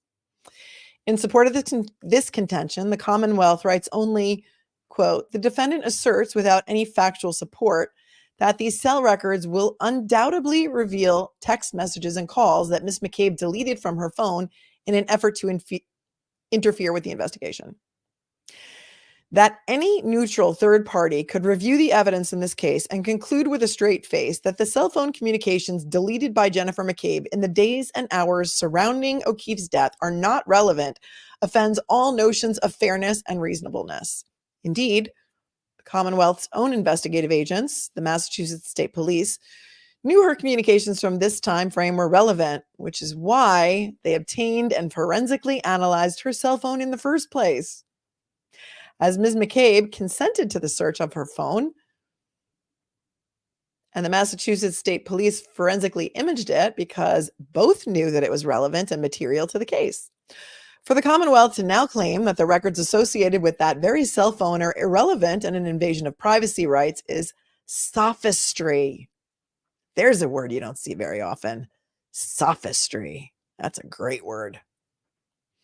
Contrary to the Commonwealth's assertions, the facts set forth in defendant's Rule 17 motion establish a sufficient likelihood that Ms. McCabe's call detail records will reveal additional communications that Jennifer McCabe intentionally deleted from her phone during this crucial time, which are otherwise unrecoverable.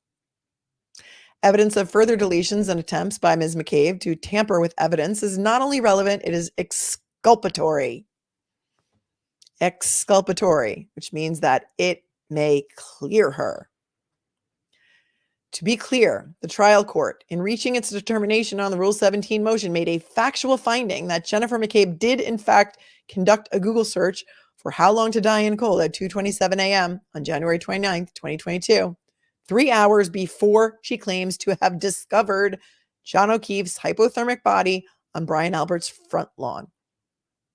The lower court also made a factual finding that Jennifer McCabe took affirmative steps to delete this chilling and inculpatory search before turning her phone over to MSP on February 2nd, 2022, 4 days later.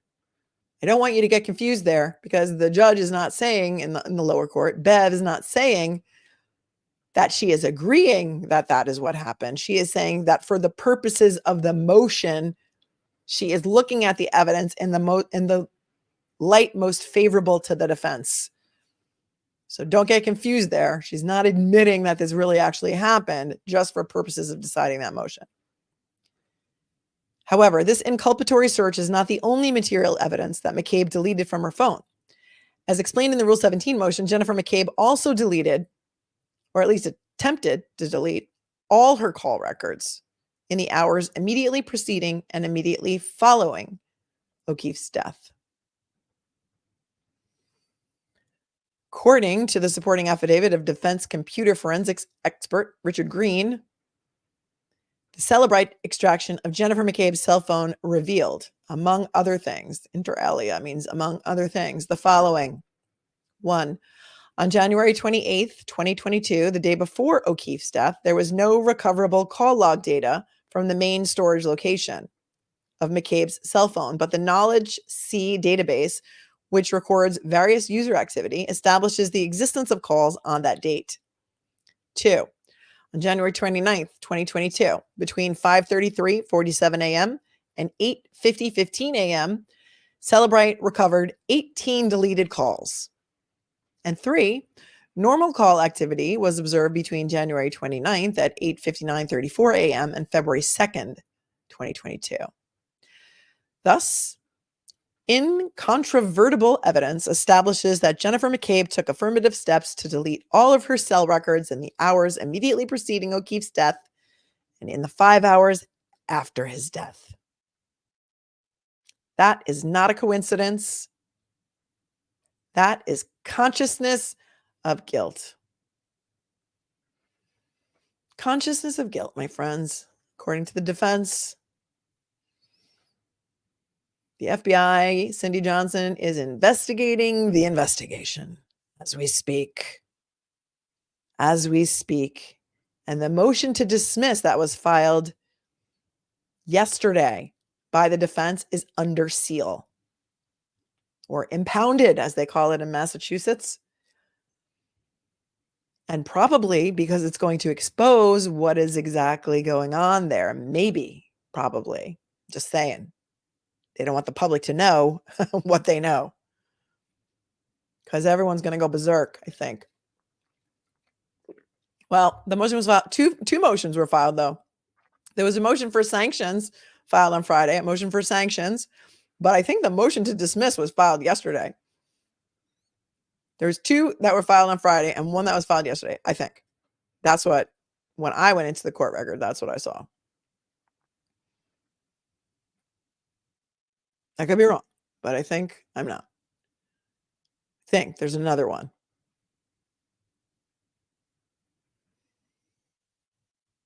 And then they go on to talk a little bit more about the extraction software and how it's not able to find everything. And this is going to be a battle of the experts.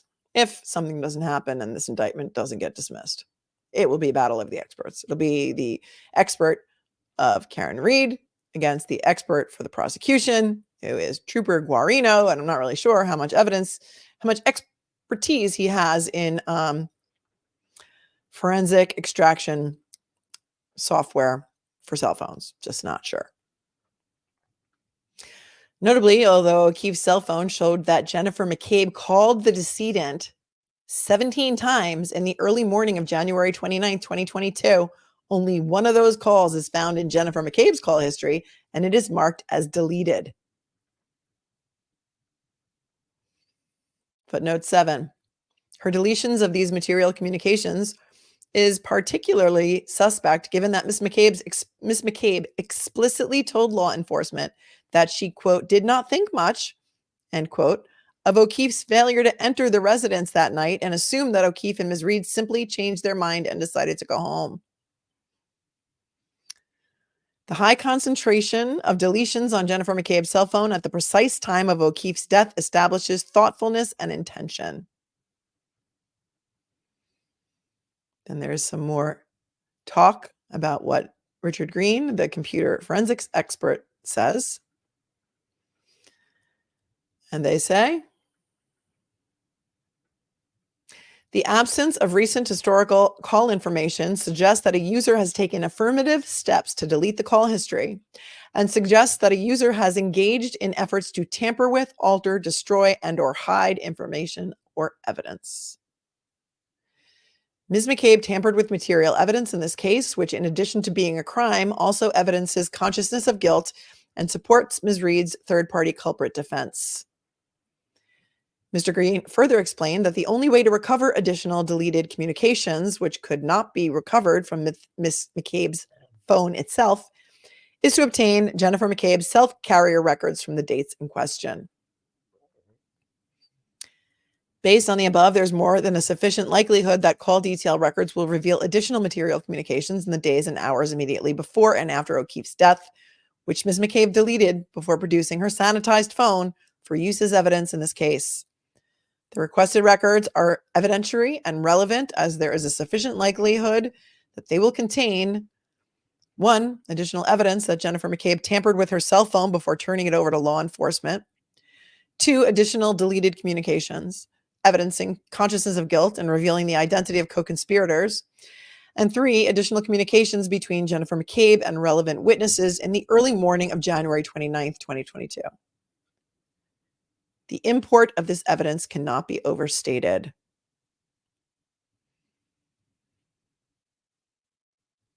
Next argument. The requested cell phone information from Brian Albert's cell phone is clearly relevant.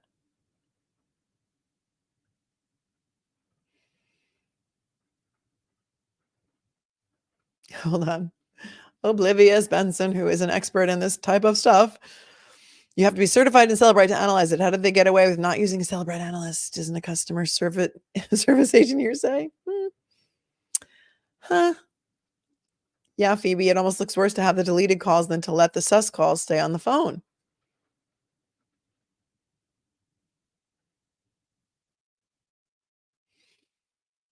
Christy Kraut, women in Canton are receiving threats and reporting them to Canton PD. The Canton PD doesn't care.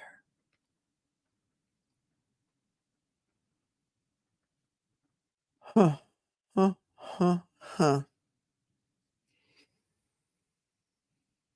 The more I dig deeper into this, the more questions I have. The requested information from Brian Albert's cell phone is clearly irrelevant.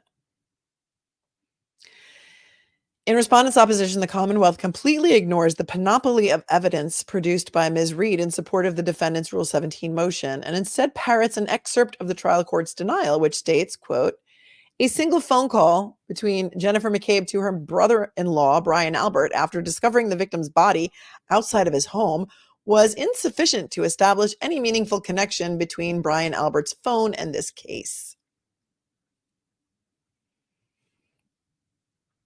The notion that the defense's relevancy showing is based on a single missed call from Jennifer McCabe to Brian Albert at 6:23 a.m. on January 29th, 2022 is patently absurd. Indeed, the rationale behind the trial court's decision suggests a grave misunderstanding of the facts and a misapplication of the law. The question before this court is not, as the trial court suggests, whether Brian Albert's cell phone is physically tethered in some way to this case, but whether there is a sufficient likelihood that the requested information contained in his phone is evidentiary and relevant.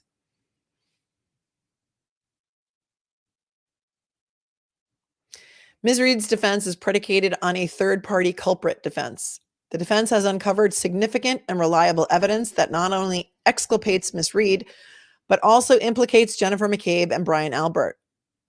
For purposes of the Rule 17 motion, the lower court made a factual finding that Brian Albert's sister-in-law, Jennifer McCabe, Googled how long to die in the cold at 2:27 a.m. on January 29, 2022, 3 hours before she claims to have discovered John O'Keefe's hypothermic body on Brian Albert's front lawn at 6:04 a.m. The lower court also made a factual finding that Jennifer McCabe deleted evidence of this critical search before turning her phone over to law enforcement on February 2nd, 2022, a mere 4 days later.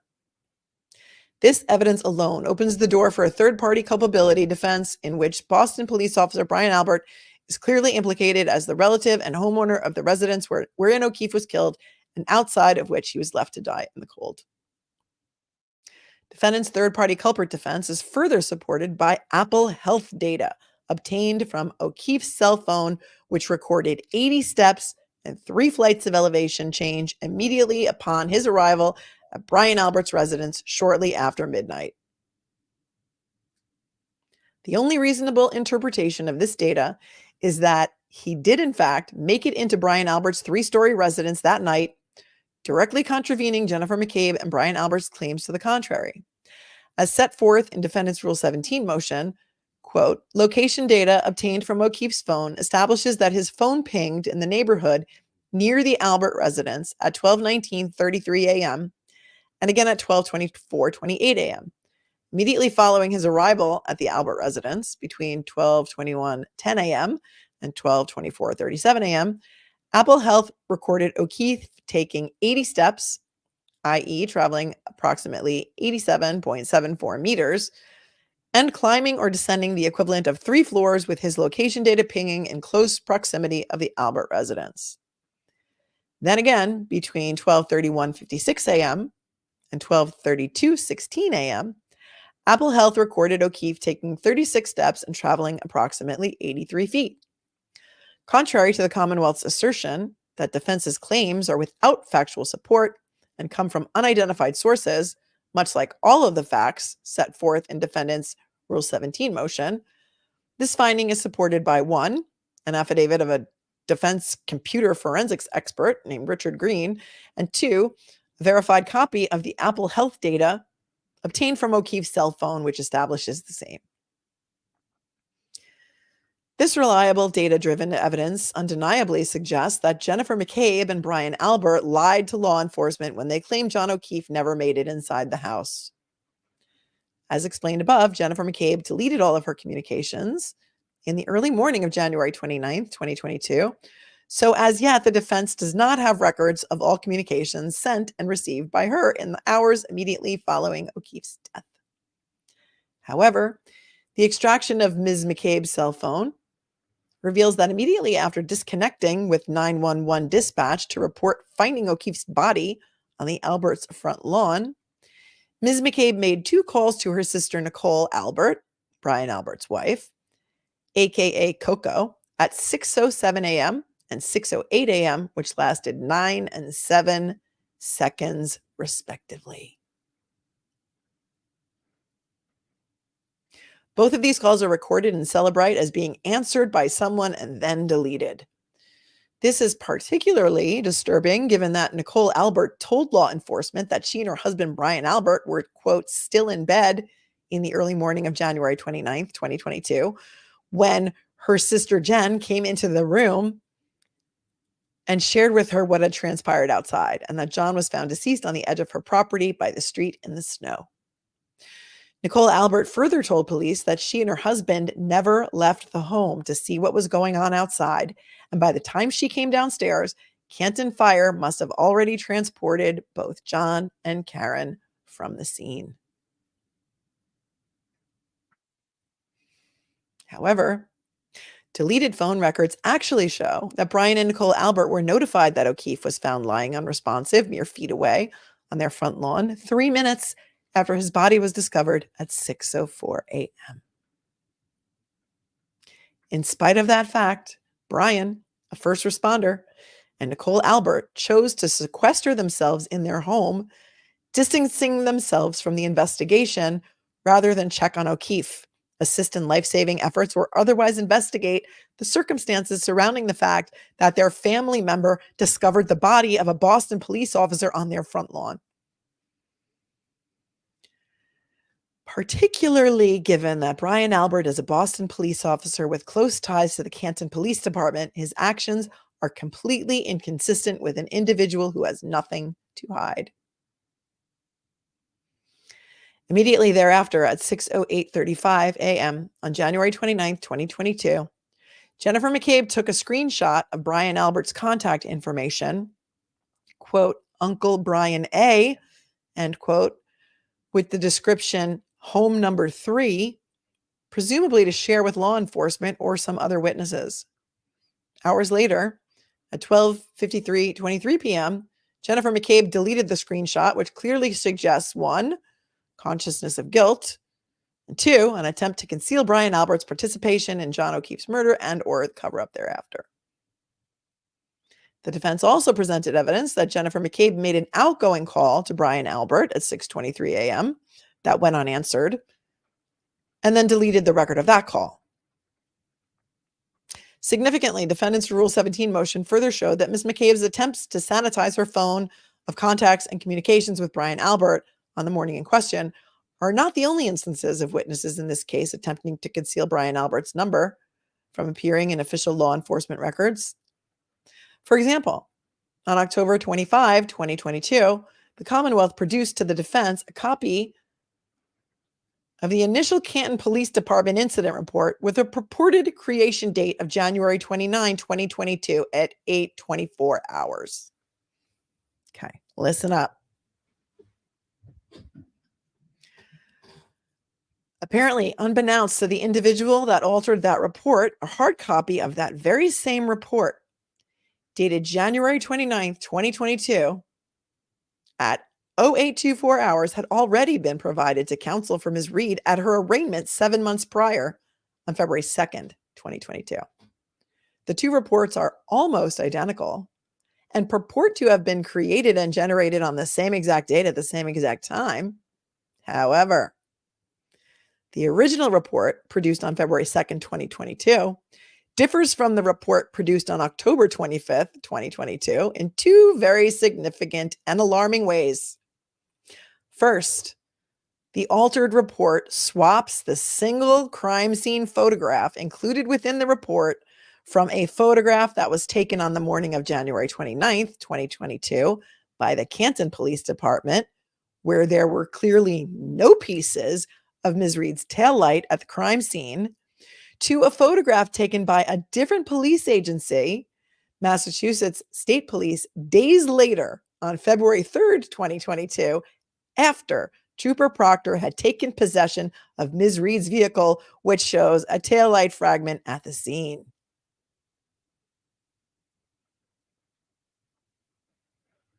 Footnote 11.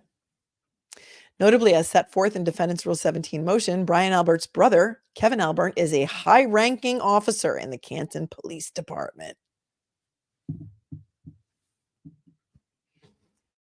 Notably, Canton Police Department should not even have that February 3rd, 2022 photograph because they lost jurisdiction of the case on January 29th, 2022 at 7:59 a.m. Thus, the original Canton police report was altered to make Ms. Reed appear more guilty. This fact alone should shock the conscience. What's more, the altered report also replaces Brian Albert's primary cell phone number, the very same number Jennifer McCabe deleted from her cell phone, with a completely different number. Are you shocked yet, my friends? Are you shocked yet? That they turned over a completely different, not a completely different, just in two very significant ways, different police report from the one they handed over at the arraignment in October. The arraignment was in February. What say you, my friends? Nothing to see here. Nothing to see here. Victoria's Secret, classic police setup. New Hampshire one's head is about to explode. Rick Hamill says he loves having me cover this case. Thank you. My head is about to explode too. Jason, it just keeps getting crazier. Just when you thought you'd heard it all. Just when you thought you heard it all. Not shocked. It's the Boston way. But all this is in the actual papers. It's in the papers. We have the papers. We have the receipts. I know all this, but I love Melanie Little's summary. Fantastic. Thank you. Thank you, Suzanne. Thank you for coming. I mean, it's crazy. Georgina, sadly, I'm not shocked. The police, quote, write the reports. But, I mean, did they think nobody was going to notice that the MSP photo was attached to the Canton police report? Like, it defies logic. It just defies logic. Marie says, yes, very shocked. I thought this was bad, but it's beyond bad. Where are my law enforcement people in the chat? And here's the other thing. Here's the other thing that I learned from Duty Ron. If you are a police officer and you retire or resign, you get to keep your pension.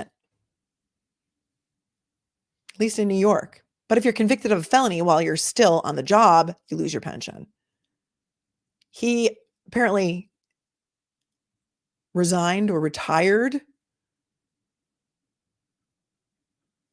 recently. So, yes, I said this, Georgina. If Karen didn't have money, they would have gotten away with it.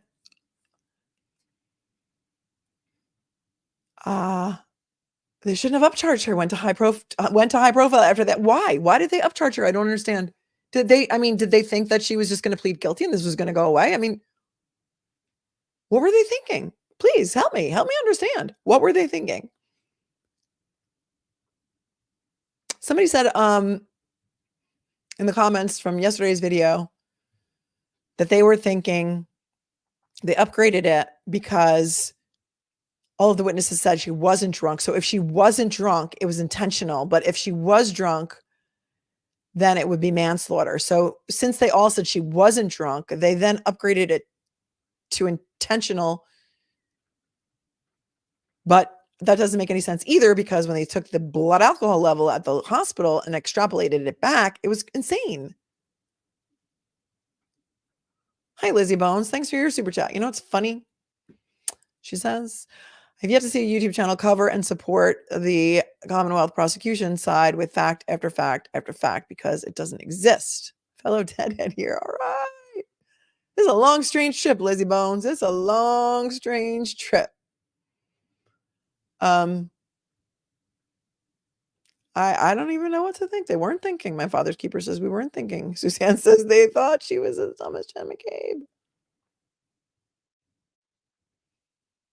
I mean, you know who was on the Commonwealth side? Vinny Ponthan from Core TV, until I think I turned him around. I think he's going to cover this case a little bit differently now. If you didn't see my show with Profiling Evil, that's where we met. January 1st, we did that show.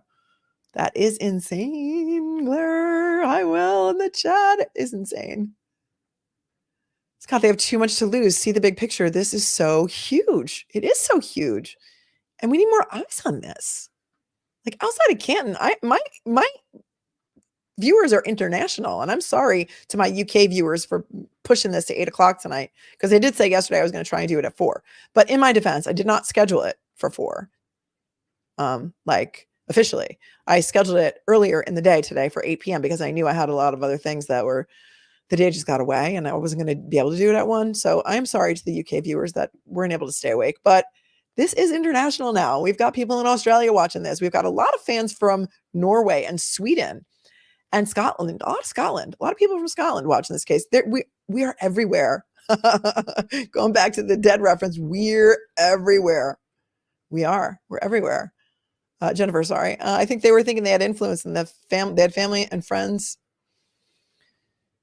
And they had means and they had supported the community, and she's just a woman, collateral damage. Well, like Jennifer Coffendorfer said, who is Karen Reed anyway? Who is she? She's really just nobody other than somebody who was just dating a cop. Why would they frame her? And I submit to you, that's exactly why. Scott McGinnis, thanks for your super chat. If this case via the defense fully vets what I believe to be the vast scope of corruption, it will shock the public, but the state is cornered now. Boom. That Bond, hey, coming in from Australia. See? That Bond's from Australia. Thanks for your super chat. Hi, my spiffy legal mumbo jumbo talkie friend. Yes, for the record, on the record, let the record show you are indeed a spiffy legal mumbo jumbo talkie friend. And I did that tongue twister without even stumbling. Thank you, Matt. And Lizzie, I just did cover yours, so we are caught up here. Guys, understand that this is their position. This is the defense's position, but they've got the receipts on this stuff and they've got the experts to back up what they're saying. And this is, Conley, they haven't charged her with any drunk driving charges. I thought there were one. Let's go, Melanie and the Bruins. No, I'm a Ranger fan, Jen. I'm a Ranger fan, but that's okay. We'll disagree at playoffs. We're both in first place. Still all good. We had a rough night last night. My Rangers did, but Omi says, isn't it ironic how everyone wants to crucify Karen Reed for being drunk and question her credibility? Yet those same people were also shit-faced. Yeah, Katie May says, because the OG charges didn't scare her into pleading guilty, so they thought if she was facing murder, she would accept a plea deal, in my opinion. I am BB2, and BB2 is an OG around here, like from day one. This is what I've been saying, Jay Burke, all along. How do we know she didn't drink at 4 a.m.? How do we know she didn't go home? She was mad at him for staying out because something had happened on New Year's Eve where he went out and they were away on vacation. He didn't come back until late to the hotel or something. She was still mad about that. And then he goes out with her again and maybe she's mad. She goes home and drinks a bottle of vodka or has a couple of shots or whatever. Like, it could happen. Everyone says she wasn't drunk at the waterfall and that's the last time they saw her. So it's crazy that they're all of a sudden the next day saying, she seemed like she was hammered from the night before. Strange credulity. Melanie, you're doing a great job. Thank you, Jen. Thank you. Only for clicks and views, says Zoe. Not me. Somebody said that in my comments. Like, the only reason I'm covering this is for clicks and views. Really? It's like lunch money what they pay me for the clicks and views on this video. Trust me. So Glare, this is not, it's not like we're not like Ruby Frankie, who had 2.5 million subscribers, was making millions and millions of dollars by abusing her children publicly on YouTube. Not quite at that level, but that was the guy who also said that I seemed drunk all the time on my shows, and people who know me know that I don't even really drink. So that was kind of funny. SJ Howard, Court TV was not on board at first, but now Vinny is on board. I think so. Thank you, Rick. You better be a new panelist on Vinny's show in the future, not just on this case, but on everything. Camera loves you and yours. Smart as whip. Thank you. Thank you, Rick. Yeah, it would be great if I could speak. Upgraded the charge so they could offer her a plea to manslaughter, Richard says. That sounds good. Tracy, no, I didn't go over all the names that were spelled wrong. Was that in the witness statements? Do we think that was done intentionally? Is that the consensus? I did say yesterday when I talked about that I thought that that I see so many spelling errors in reports all the time, and it makes me crazy. Spelling errors and grammatical errors. Yeah, like maybe, but so many names were mentioned. Chris Albert is on the Canton Select Board. He is, and I think somebody was broadcasting a meeting from there tonight, right? Maria, I get so disgusted with court TV hosts. They always take the prosecution side and assume guilt of the defendant. Drives me nuts. Yeah. Oh, you're still awake from the UK, Joanne. Thank you. Thank you for staying awake. It's okay to watch the replay. It is okay, but then you don't get to participate in the chat and hang out with your friends here. And it's like a bunch of friends hanging out. I'm sorry, what? Barry Stevens, too much reading, zero analysis. This is what we're here. We're here to do the court documents. I think I'm analyzing it, but if you don't like it, you can go. Bye-bye. Bye-bye, Barry. Thanks for coming. Have a nice day. Don't let the door hit you on the way out. Why do people do that? Why do they have to do that? Why do they have to just be so high school? Just go. You don't need to announce your this is not an airport. You don't need to announce your departure. If you don't like it here, just move along. Thanks. All right, now we're going to talk about the dog. We are going to talk about the dog.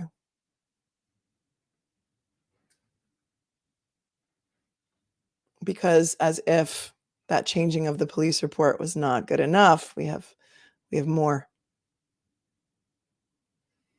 Furthermore, the defense presented a sworn affidavit to the trial court by defense expert and former chief medical examiner for San Bernardino County, Dr. Sheridan, in which he explained that the lacerations to O'Keefe's right arm appeared inconsistent with having been struck by a moving vehicle, but were consistent with scratches and or bite marks from an animal attack.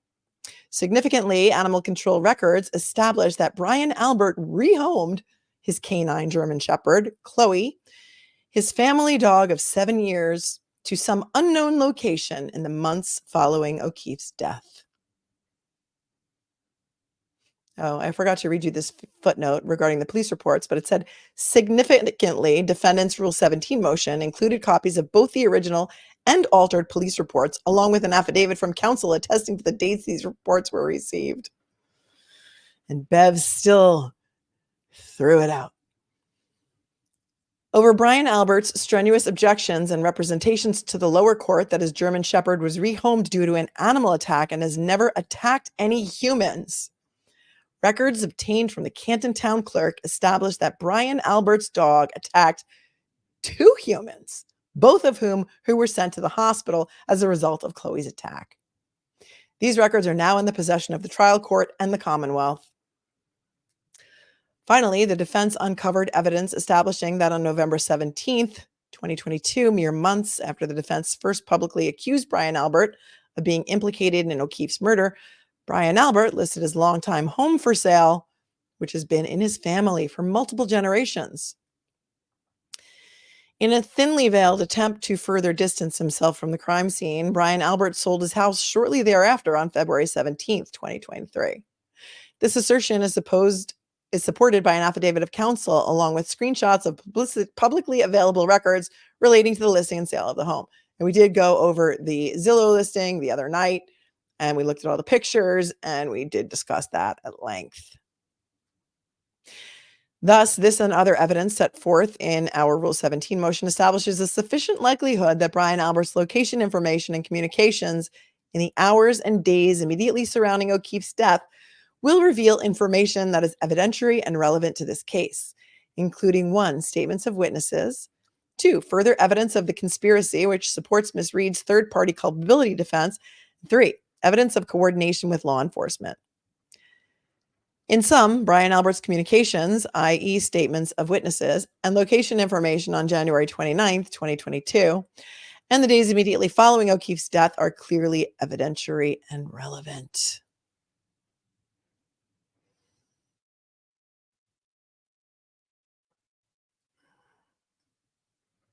Then they go on to say, this is not a fishing expedition. This is all being made in good faith.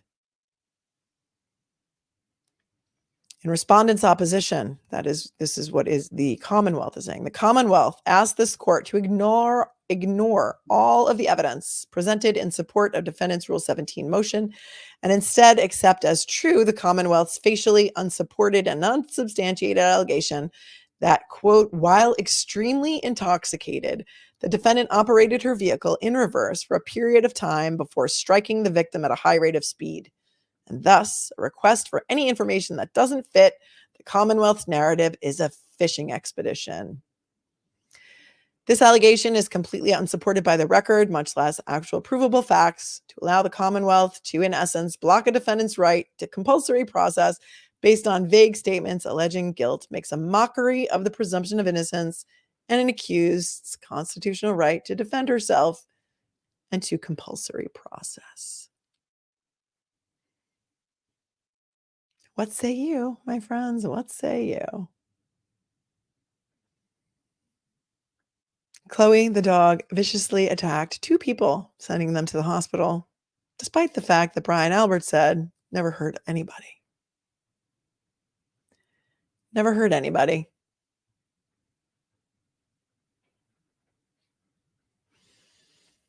And the rest of this brief is kind of more of the same. But we will just read this closing argument here because it puts everything all together in one paragraph.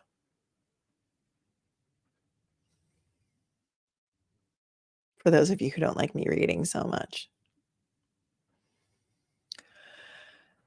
As set forth at length above, Ms. Reed's targeted request for Brian Albert's location information and communications sent and or received between January 29th, 2022 and February 5th, 2022, which is a very short period of time, is not speculative or based on a general need for evidence that might theoretically impeach a witness.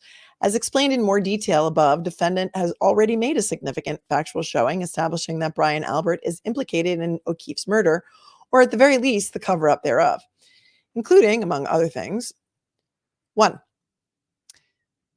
Jennifer McCabe's incredibly inculpatory Google search. 2, Jennifer McCabe's affirmative deletion of evidence in the hours immediately preceding and following O'Keefe's death, including deletions of her contacts with Nicole and Brian Albert, January 29th, 2022. 3, Brian Albert's proximity to O'Keefe at the time of his death, i.e. the decedent was found dead on his front lawn. 4, evidence from decedent's phone that he made it into Brian Albert's house on the night in question, refuting Brian Albert's and Jennifer McCabe's claims that he never entered the residence.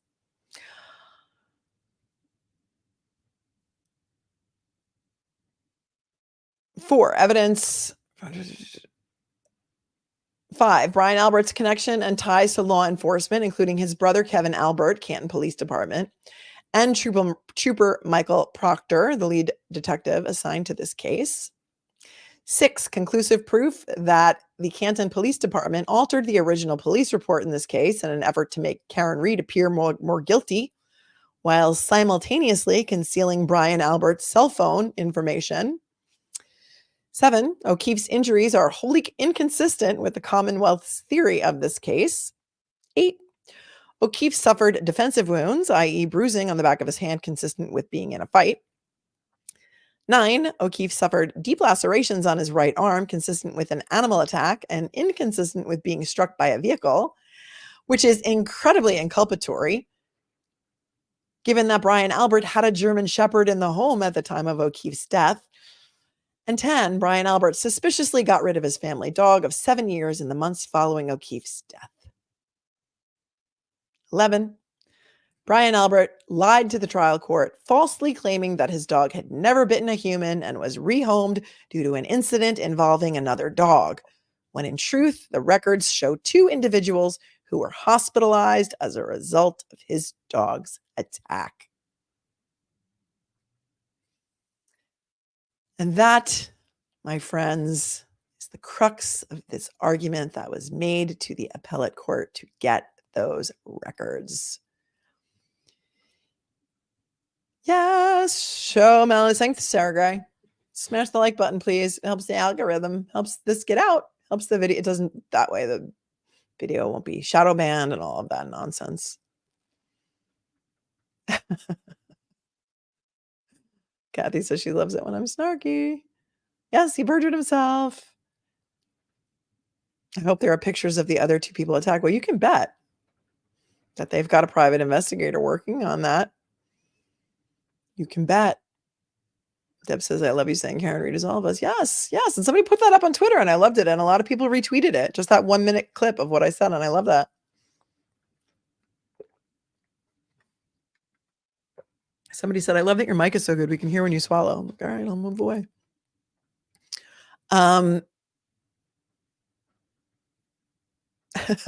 Oblivious Benson coming in hot. She's also a stand-up comedian, folks, and she's here all night. I can't believe the people who let Whitey Bulger get away would do something like this. Did he fall down the stairs and get attacked by the dog? A lot of possibilities here. A lot of possibilities. Nancy Barry, I don't know who Wendy Murphy is, but she screamed, stop blaming the dog. S.J. Howard says, eventually keeping this big secret will bust wide open as the strain will get to them too many to keep it forever. I mean, especially the people who are not related that were in that house. That's why I'm thinking maybe some of the kids might have been in another room and maybe they legit said, like, we didn't see anybody else come in because we were in somewhere else in the house. But of course, that wasn't in the statement. Just we didn't see anybody else come in the house or nobody else came in the house. You know, it was worded in a very specific way. So the decision, the appellate court rendered a decision on November 15th of 2023. It was denied in part, granted in part, and it allowed, let's see what, I'll tell you what it allowed. So we don't have to read the whole entire thing.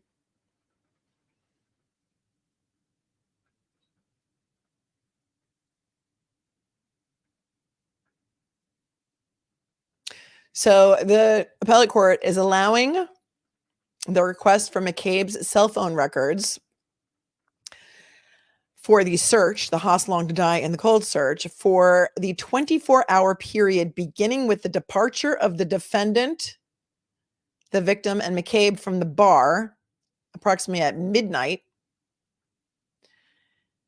And the judge says the defendant has not provided any information that suggests that records before or after that 24-hour period are relevant to the contested Google search.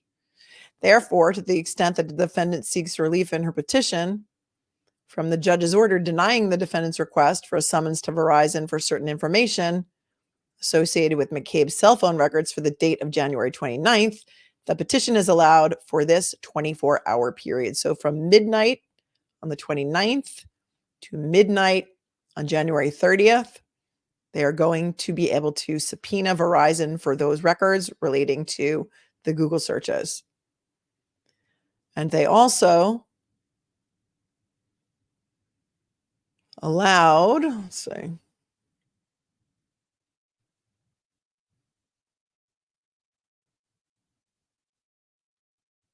Albert's, let's see.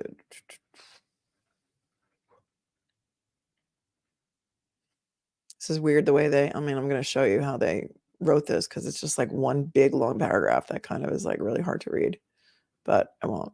So they're getting that 24-hour search. I don't even know if they've received those records yet because you know how like how long it takes for Verizon and Google to answer subpoenas. But I will tell you this, if the FBI is investigating all of this stuff, just the stuff that we read tonight, and they find out that all of this stuff is legit and that the search was intentionally, that the investigation was intentionally thrown, it's going to be a big problem. It's going to be a big problem for the prosecution.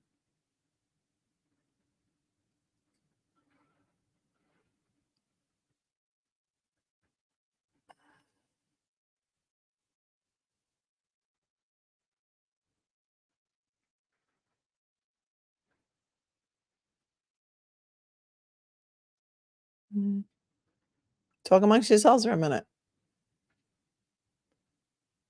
All right. So the appellate judge said that they are not going to overturn the conclusions regarding Albert's cell phone and cell phone records. So this appellate court said Albert's cell phone records are off limits. But then remember that we saw the other day a different motion, and they are allowing some communications between Albert and Proctor, not Proctor's wife, not Albert, actually. It was Proctor and Jen McCabe, I believe. And any communications between Proctor and the Alberts, I believe. We went over that at length a couple of nights ago. So what say you, my friends? What say you? Hey, happy birthday. Happy birthday to Tom CPU. Happy birthday. Is he here? Thanks, Kiki.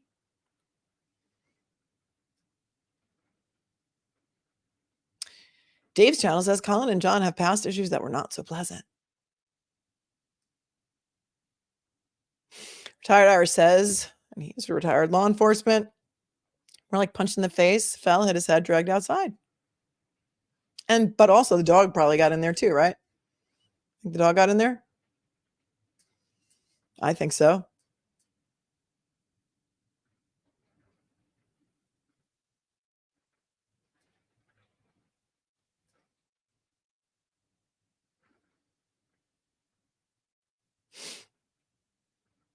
Jody says feds are going to bring John O'Keefe justice and Sandra Birchmore. Yeah, a lot of you have emailed me about Sandra Birchmore, and I have not looked into that yet because I've been so focused on this, and this is taking a lot of time, a lot more time. It's a lot. It's a lot of reading. It's a lot of reading. Minor, love your content from Australia. Thank you. Thank you so much. Happy birthday, Tom. Everyone's saying happy birthday, Tom. Mark says the charges are minimal. I don't see why they don't just settle for no time. Oh, they're not going to now. They've been embarrassed. They've been publicly humiliated. I don't know if they can. Lizzie Bones, can't they get Chloe? I mean, since she's, quote, alive. Thanks, Lizzie Bones, for your super chat. And also, apparently, Jennifer Coffindoffer knows her dental location. Yes. Lillian Cruz, and thanks for your super chat. Has anyone asked the new homeowners if the house can be searched? Maybe some microscopic blood evidence left behind. Listen, my law enforcement friends in the chat will tell you that no matter how well you think you clean, you cannot get rid of blood evidence completely. You just can't. I mean, somebody could go in there with one of those lights that could light up like a Christmas tree. Who knows? I don't know why that hasn't been done, or if it has, I don't know. You need a warrant. I mean, a lot of issues there. I'm not a cop, I can't tell you, but that's my thought too. Why doesn't anybody go over there and just check the basement and see? You could bleach the hell out of it, but there's still going to be something there. 4 Bros 2. Thank you for your super chat. Trial 4 will explain what happens in Massachusetts when it comes to a PO being murdered or corruption. Caitlin Poole, thanks for your super chat. A dead body on her sister's lawn and she doesn't answer her call. Wouldn't that make her even more frantic and desperate to see if she's alive in the house? Well, she did answer her call, I believe, and then she went inside the house and went into her bedroom and told her, and they didn't come out. So the whole thing, in my opinion, is a little bit sus. But I mean, just seeing all of this in writing makes it so much more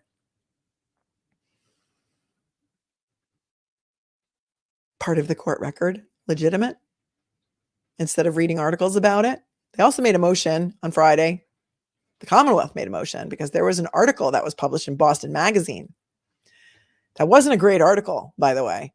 And the Commonwealth wants the reporter Gretchen Voss, who wrote that article, to turn over all of her notes and all of the video that was not used during those interviews. So it'll be interesting to see what happens on that motion. All right. Do you want to take a look at the Court TV thing that I did with Jennifer Coffendorfer? Let's take a look at that.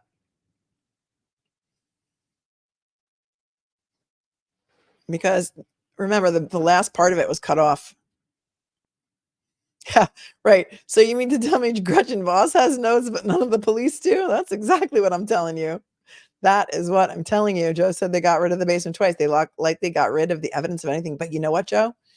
I don't know if you're a detective, but no matter how well you think you clean or bleach or whatever you use that you think is going to get rid of all of the forensic evidence, you just can't, right? Can somebody tell me whether I'm right on that? One of my law enforcement friends, retired Irish, Scott, if you're still here, wouldn't there still be something? Yeah. Shelly Baby says, Shelly Babes, I'm holding a little sliver of hope the FBI has gone in the house and done that. You would think that would be one of the first things they would do, right? I would think. Thanks, Lizzie, for your super sticker. I appreciate you. There's always something left, Lisa. I think so too. Nope. Sarah, any word of whether footprints or drag marks in the snow were noted in the initial Canton police reports? Nope. And nobody took any scene photos, I don't think, except for maybe that one photo that was then later replaced with the photo with the taillight. The only thing the Canton PD found, who initially responded to the scene, because we went over this the other night, if you're new here or don't know this, but the Canton PD were the first to respond at 6:04 a.m., right shortly after the 911 call. The only thing they found at the scene, in addition to Officer John O'Keefe's body, is a broken cocktail glass and his hat. Then they go out there with some leaf blowers, right? And they use a leaf blower, right, to look for some more evidence. Is that protocol? And those taillight pieces were not found until 12 hours later, after another 12 to 20 inches of snow had fallen. So, sus. Oh, that's right, the blood samples. They found 6 droplets of the blood that they put in those red Solo cups. Yep. The only thing Canton PD found were the Solo cups from a different neighbor further away, right?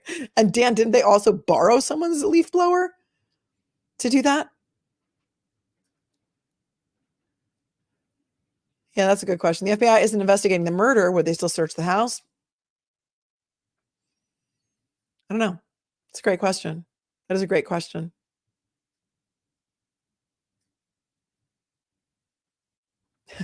Dan again, coming in hot. CSI leaf blower, isn't that standard operating procedure from someone with 13 minutes of crime scene training? Scott, it's like the Boulder police bungling Jean-Benet Ramsey from Jump. Ay. All right, let's take a look at this. Court TV. I might just fast forward where I appear because you guys have already seen this and we were missing the end.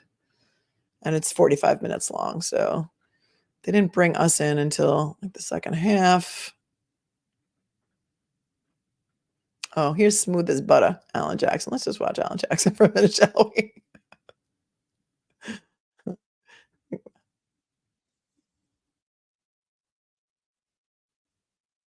Just let me know that you can hear it. Can you hear it?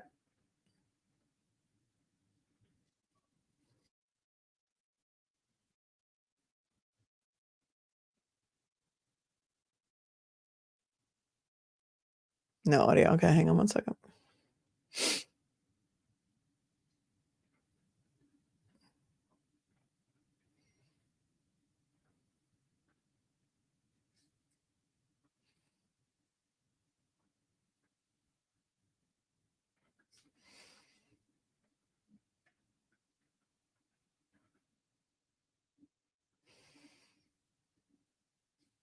That should be better.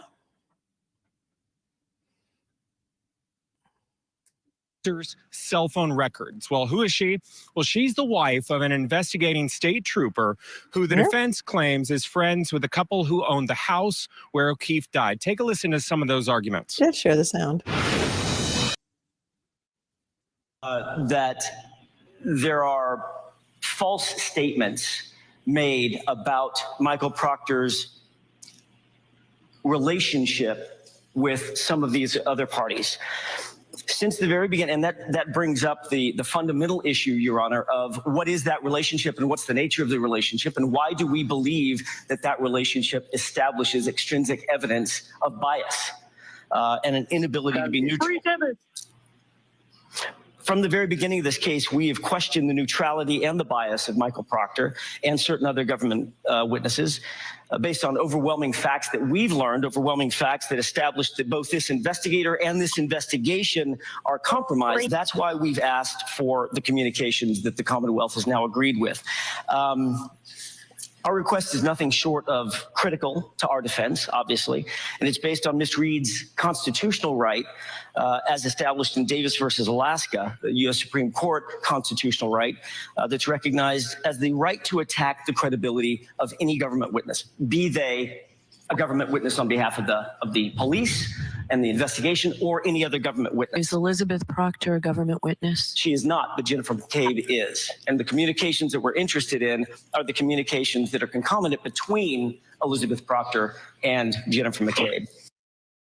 Essentially, the relationship between these two, quote, families is a distant connection that involves 5 separate steps of relationships between, I guess I'll call them relatives. Regardless of all of that, there's still issues on admissibility and relevance under the first prong of Lampron. Okay, so the court ultimately decided that they were going to take that under advisement, make a decision later. As for Jennifer Proctor, or the Jennifer McCabe, they still haven't received discovery from that. The defense brought that up.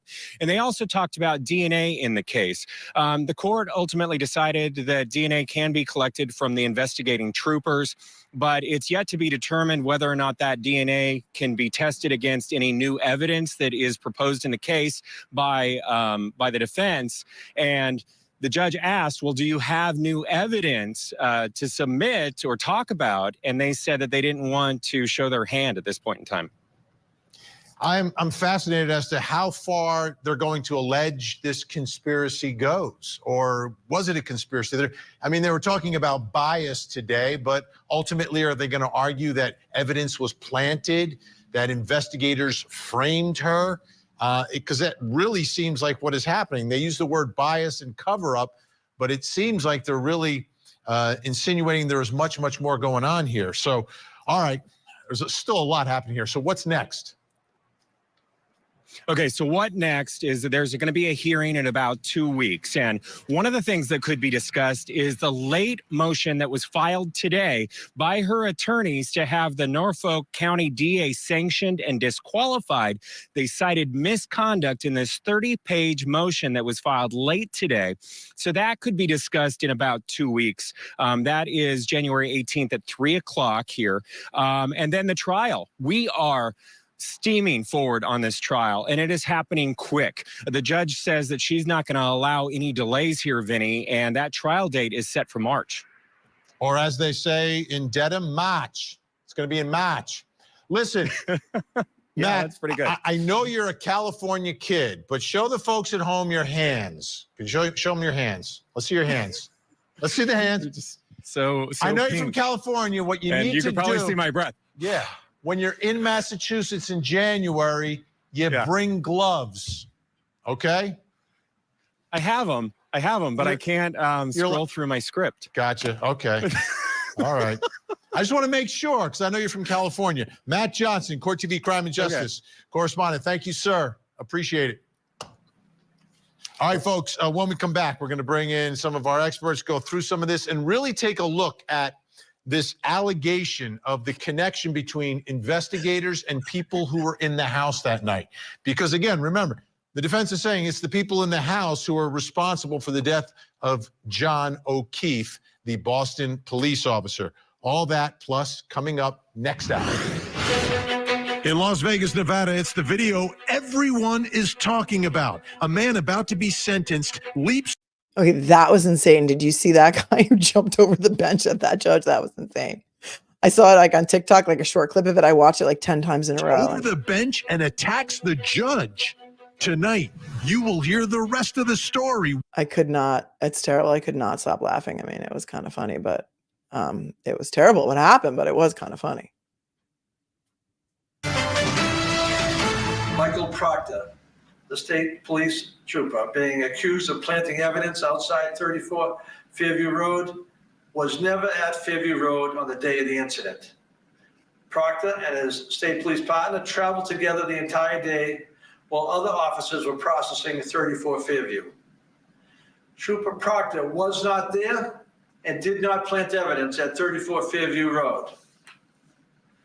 In addition to having no opportunity to plant the evidence, as has been suggested, Proctor would have no motive to do so. Trooper Proctor had no close personal relationship with any of the parties involved in the investigation and had no conflict. And he had no reason to step out of this investigation. Every suggestion to the contrary is a lie. That's the Norfolk County DA, the one who's in charge of the prosecution. And that turned out to be all lies. So I think that's another thing that the FBI is investigating, whether he made those statements intentionally to garner some favor for the prosecution in this case. Those were all turned out to be outright lies based on the police reports and everything else that we know now. So listen, you guys who live in Norfolk County, what say you about those statements? And Marcy signed all of Proctor's reports the day of the murder. Why would he get up there and blatantly lie like that? Like, did he want to commit career suicide? That's crazy. Of Karen Reed, a public video that was released, very unusual, but again, this is a very unusual case in what's been happening.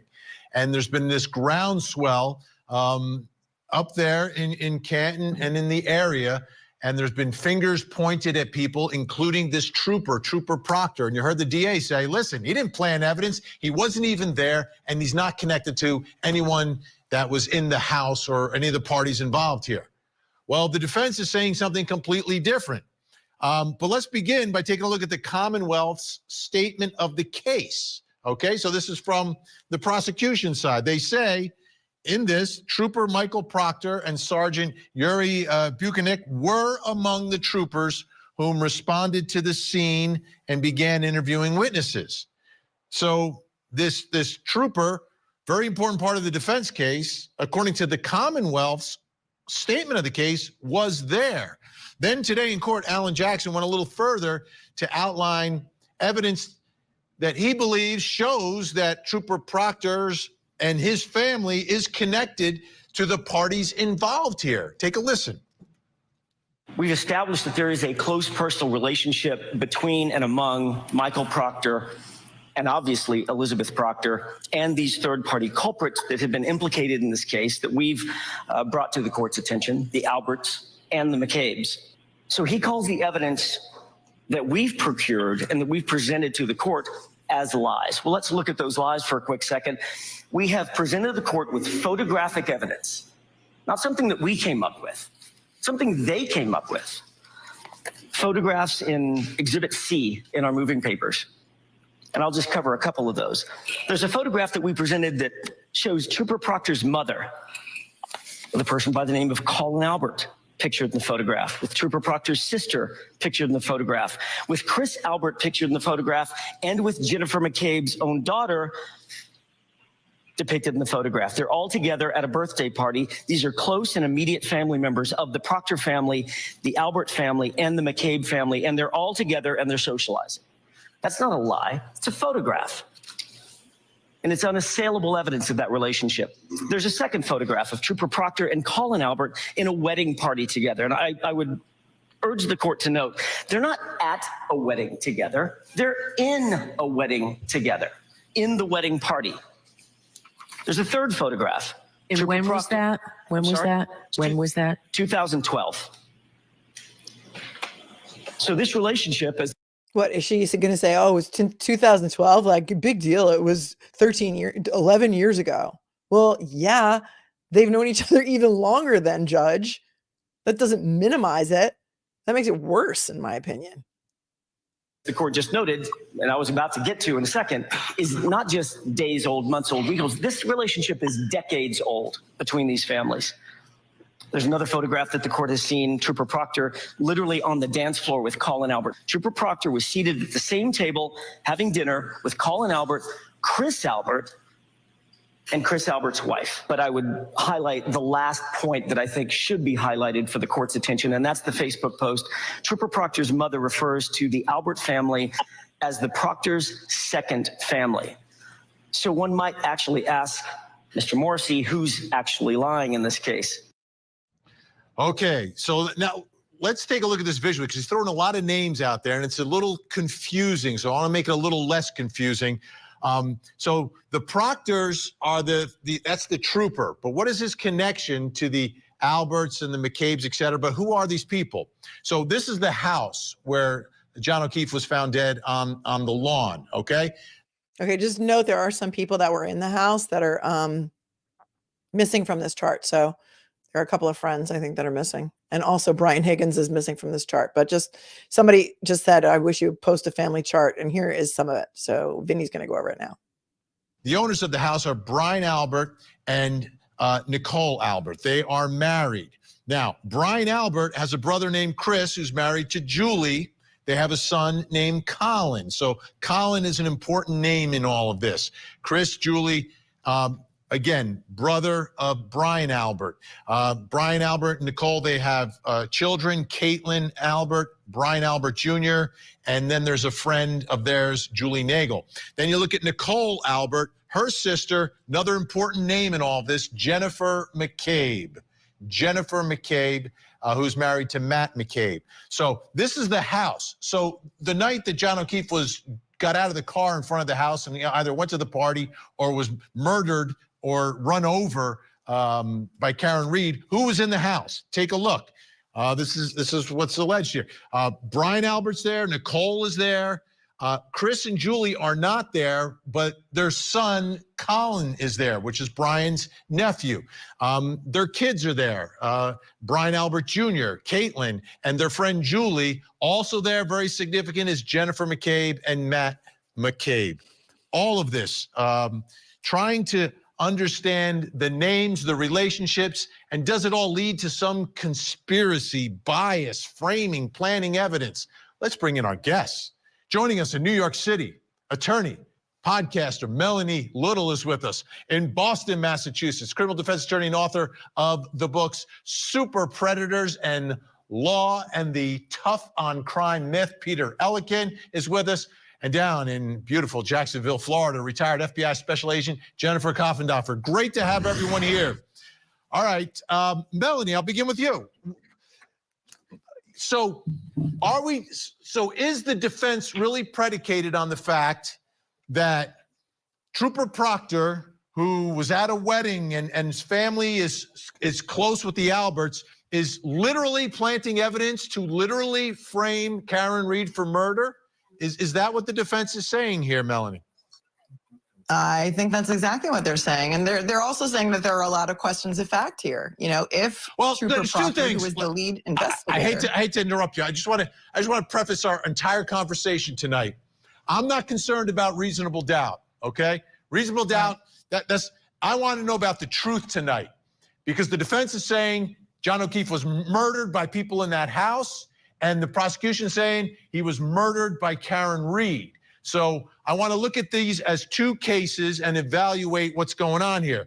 Let's begin with the defense case. So Melanie, go ahead. I'm sorry I interrupted you.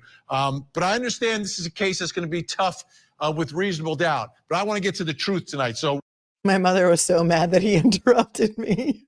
I couldn't believe that he interrupted you. Oh, I know, Vinny. He wasn't malicious. It was okay with me. He had something else he wanted to say. It was fine. What do you see in terms of these relationships? Is that enough? Like someone would do this? Frame this woman? Well, I can't see why anybody would find it so beyond the pale that it could never actually happen. I mean, if it is true that Michael Proctor, who's the lead investigator on this case, has close ties to the Albert family and to the McCabe family, everyone inside that house was a relative except for one person. So if the defense can show that there are close second family type ties between everyone in that house and the lead investigator on this case, that could be something that definitely could lead to reasonable doubt. I know you don't want to go there, but Yeah, that's exactly what again, they're saying. I'm not concerned about the reasonable doubt tonight. Not tonight. When we get to the trial, I'll get to it. I'm trying to figure out the truth here, Peter, because I've got Alan Jackson, a former prosecutor who was amazing out in California, jumping up and down literally on the courtroom steps, telling us that the prosecution has it all wrong. The DA has this all wrong, and that it's the police who are responsible here. Well, yeah, first of all, I'd say that there was such a conflict of interest here. Even the appearance of bias, I don't know why Trooper Proctor was in charge of this investigation. There's just too many times we saw that we just. Well, the defense is saying he's in charge because he's framing Karen Reed. That's why. He's not going to give up the lead on this because he's got to save, his friend and his friend's son and whoever else they're going to allege did this and frame somebody for this. Yeah, and I guess that's. I think we've all been seeing enough cases over the years that it's not absolutely beyond the pale that some police officer may not be truthful. So. Wait, there's a difference, though. This is a difference between not being truthful, forgetting something, and literally taking evidence and putting it somewhere so you can frame someone for murder, take away their liberty, and put them in jail for the rest of their life. This is different than just making a mistake. Do that to protect a friend, though, or your long-term friends with the family? We saw it goes way, way back, and his mother is saying that the Alberts are a second family to her, and we have one of the family members, Jennifer McCabe, going to his house, who goes to a state trooper's whole personal home to go chat with them, and is not even reported in any paperwork. So with those kinds of biased ties, would there be a motive? Could anybody do that to protect their friends, to protect people you've known for years? And that's why when the DA here has said that it's a lie if you see any connection between him and the family, the facts just don't bear that out. Yeah, that was baffling. And I'm glad you mentioned that. Let's take a listen to Alan Jackson today talking about that meeting on September 25th of last year. On September 25th, 2023, that one of those family members, Jennifer McCabe, who's the subject of great interest in this case and a primary person of interest in this case, is invited to Trooper Proctor's personal home for some sort of off-the-books meeting. They've now admitted that Jennifer McCabe, a central character in the middle of this investigation, in the middle of this crime, was secretly meeting and or socializing with the lead investigator and or his wife in the living room of their home. And that, Your Honor, is a problem. That's a problem. Okay, Jennifer, let me ask you, should we be concerned, when I say we, the public, that the DA... Okay, trigger warning. Are there any mods left? Do we have any mods left? Just put a trigger warning up for this. Everyone, just trigger warning. Okay. DA comes out and says there's no relationship with the family here. Proctor had nothing to do with what was going on that day, and it seems that that's not necessarily true. And then McCabe going to Proctor's house, I mean, should there be some concern here? I think it's very important to truly understand the relationship. Brian Albert, who lived in the house where this incident occurred out in the front, his brother's wife's sister was friends with Proctor's sister. Okay, that's how far removed. I just hope your audience, the one more attorneys time, that are one more present- time, one more time. Okay. We'll do it Brian together. Brother's wife's sister was friends with Proctor's sister. Okay, that's how far removed. In other words, I could tell you, I have no idea who my sister-in-law's sister's friends are. I mean, there's no way. I couldn't tell you one of them. I don't even know my sister-in-law's friends. And we're very close. So my point is, this is how far removed it is. And then it's, again, Proctor's sister. Trooper Proctor and Brian Albert the home again. They had never even met each other. The pictures you're showing are his brother's family, his brother's family. And again, that's through this, removed relationship. So I think it's very important to understand that just because you have a Proctor there and an Albert there, they're not the same family unit. Second of all, everybody's forgetting about Brian Higgins. That chart, you're missing the ATF agent that was there. And that's very important too.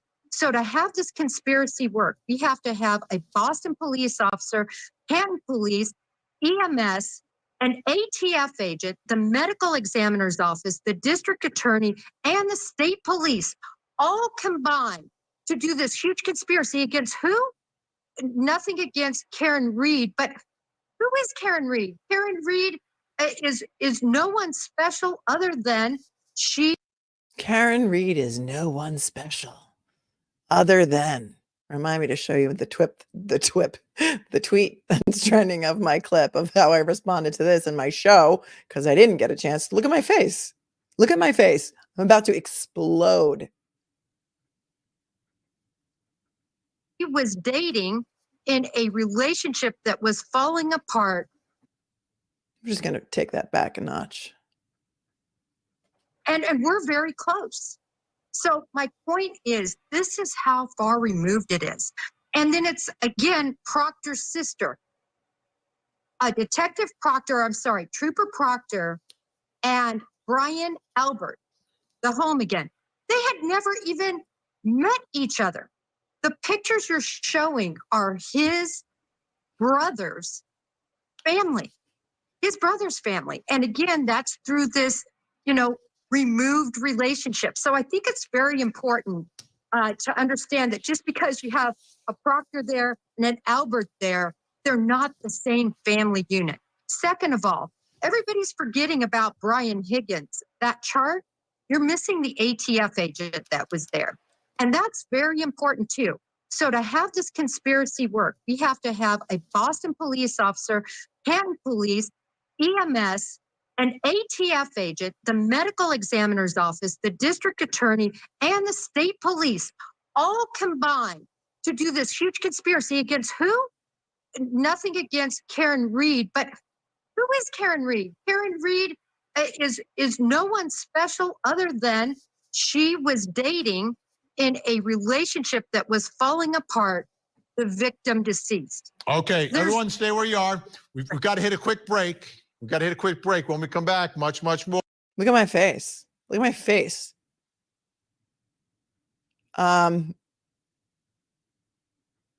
What?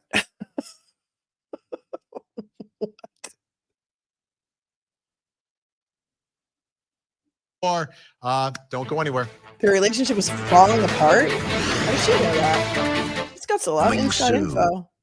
Just gonna fast forward a little bit, because what they cut off last time was my last final thoughts. Found it, and also a broken taillight. Now, Reed says when she pulled up to the house here, she wanted to know if the couple was really invited. It was late at night. So she watched John O'Keefe walk up to the front door over there. And when he didn't return to the car and didn't return her phone call, that's when she said she went to his house and fell asleep.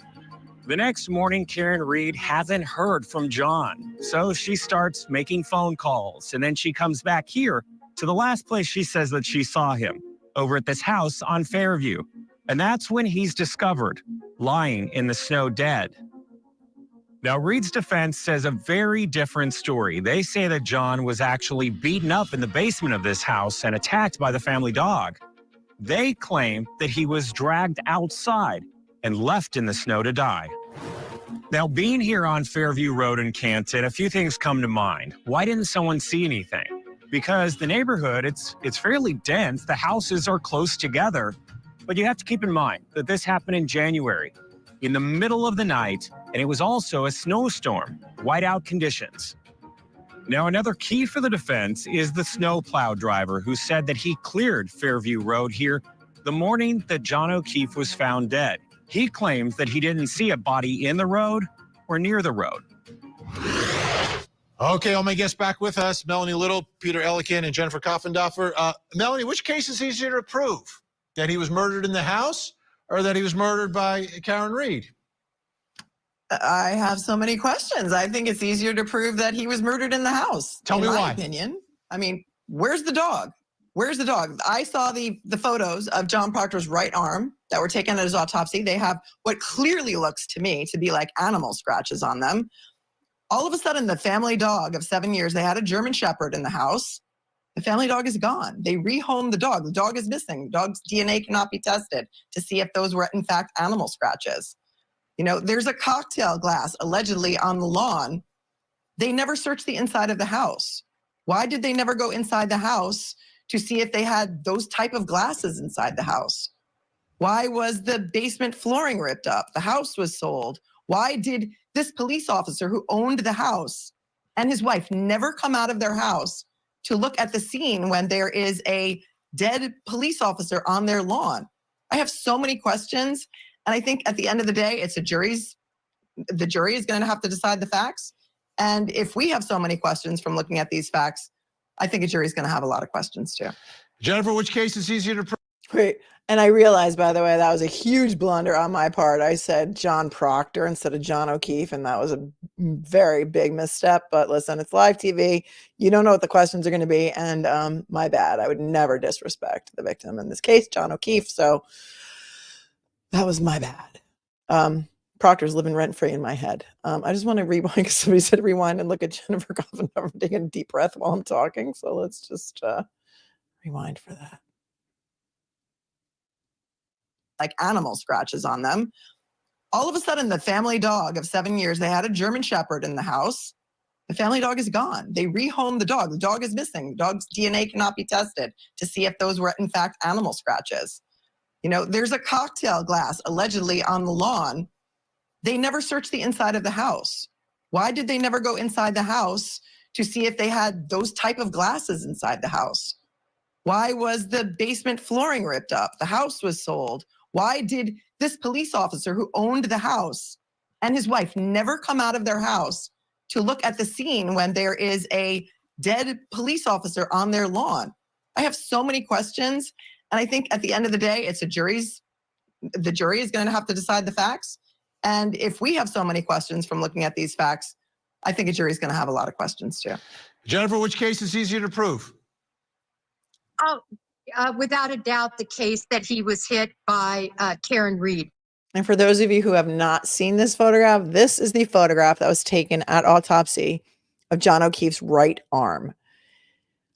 Tellingly, there are no photographs of the underside of his arm. They only took photographs of the outer side of his arm. So and when I tell you where to go to find these attack dog photos, the way a K-9 attack dog or whatever they call this dog who goes after criminals is called, he clamps on the arm. So there would be teeth marks on both sides if he was trying to get away. And there are no photos of the other underside of his arm. So keep that in mind. She had the motive. These are not dog scratches. That has been said by two medical examiners, separate medical examiners that examined him. Also, there were samples sent to a lab in California to test for non-human or K-9 DNA. Negative. So I find it so. Another lie. We went over this last night. We have the receipts. I have the emails back and forth to the attorney. There were no tissue sample taken. There was none. There were no tissue samples taken. So I don't know where this is coming from. But here's where she insults me personally, and then I got mad. So here, ready? Oh, without a doubt, the case that he was hit by Karen Reed. She had the motive. These are not dog scratches. That has been said by two medical examiners, separate medical examiners that examined him. Also, there were samples sent to a lab in California to test for non-human or K-9 DNA. Negative. So I find it so interesting that people want to look at a picture and all of a sudden they're medical examiners, they're doctors with PhDs, and they can say these are dog scratches. Second to. I took that as a personal attack, by the way. And here's the video of Karen backing up in the driveway at 5 a.m. when she's leaving John's house to go to Jen McCabe's house. And this is where she cracks her taillight. So there's video on that too. To the point there, the Brian Albert, they sold their house months and months after that. Also, they had a leak downstairs in the basement that resulted in quite a lot of damage, and that's why the flooring was replaced. As far as the dog, Chloe got into a fight with another dog in that neighborhood. And during that fight, one of the neighbors went to separate the two dogs and was scratched or bitten. And it was decided amongst the people that they would go ahead and rehome the dog as opposed to making an even larger deal out of it. So there are very logical explanations, but these are the types of innuendos that have been completely blown up. All right, stay where you are. Peter, when we come back, we need you to break the tie, okay? We'll be right back. On the docket tonight in Chula Vista, California, mother of three. Yep. All right, hold on. But severely beaten. I mean, happened. Still with Conspiracy trial. Live coverage begins next week only on Court TV.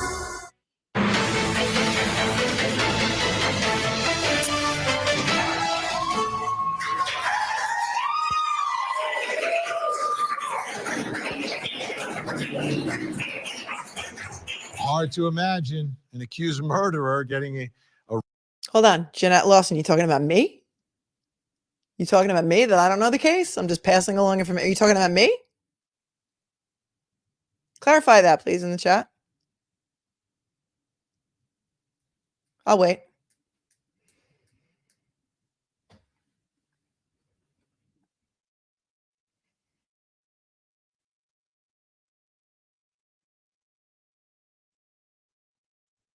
Oh, okay. Thank you. Thank you. No, that other woman. I didn't think you were saying that about me. I didn't think you were. All right. Feeling a little personally attacked right now, Jeanette. It's not you. It's not you. It's me. round of applause entering a courtroom, but it happened. It actually happened. Still with us, Melanie Little, Peter Ellikin, and Jennifer Coffindorf. Of course, we're talking about Karen Reed. All right, Peter, Melanie, Jennifer splitting on which case is easier to prove, murder in the house or murder by motor vehicle by Karen Reed. What are your thoughts? If I was going to balance all the evidence here, I would say that there's a monumental amount of evidence that he was not just had a car backed into him, but that he was not only beaten, but severely beaten. I mean, you look at, there's defensive wounds on the back of his hands. There's multiple fractures, different sides. I don't know how a Lexus backing into you would cause those kinds of bite marks and those kind of, I don't know what part of the Lexus would do that. And then you've got all the other stuff. And I'll just briefly, because I know you've been through this before, that there's phone evidence that he was inside the house walking on different floors. The snowplow operator who drove by at 2:30 in the morning doesn't see anything, sees a Ford Edge parked there. That alone would do it. And then, of course, you have the one of the occupants inside the house at 2:30 in the morning, hours before he's discovered, Googling how long does it take a person to die in the cold. So you add all that up, and it just doesn't seem to add up that he was just had a car backed into him that drove away. That the evidence of a severe beating and that he was inside the house is really overwhelming. It's, to use a cliche, a mountain of evidence. Okay. I literally have like a minute. So each one of you, like, give me 10 to 12 seconds. What do you believe is the most important piece of evidence, and one line as to why? Jennifer. Most important piece of evidence is that broken taillight on the scene and his DNA on the bumper. Melanie. I'm going to say the most important piece of evidence are the photographs of the autopsy. I've handled hundreds, if not thousands, of motor vehicle accident cases during the course of my 30-year career as a civil litigator, and those are not injuries that happen from a pedestrian versus car backing up into you at a low rate of speed. They're just not. Peter. Well, we see, as far as a broken taillight goes, we see that at 5 in the morning, hours and hours later, to when she's going to look for him, she backs her car into another car, hits it. We can see a slight crack. And when the police arrive on the scene, remove the body, they do 2 searches of the area. There's only a couple of inches of snow. They find no pieces of taillight at all. It's only after the thing is brought in that that the car is brought in, that the trooper comes back hours later. They're playing the Says, "Oh, now we music. see it." We're out of time. Great job, Melanie Little, Peter Ellikin, Jennifer Koppendorfer. We'll do it again. Thank you. We'll be back. Yeah, right? I know it. But when they posted the video on YouTube and on the Court TV website, they cut out that last portion of our final statements. So that was the important part that I wanted you guys to see who hadn't seen it. Then, yeah, Jeanette, I apologize, Jeanette. I'm like, I know that name. Where do I know that name from? And then I was thinking of this other troll. Well, Iris was one of them, but then there's this woman, K Treble, who's always writing nasty comments. I'm like, why do I know Jeanette Lawson? And I'm like, oh, because Jeanette Lawson's a big tipper. So totally apologize.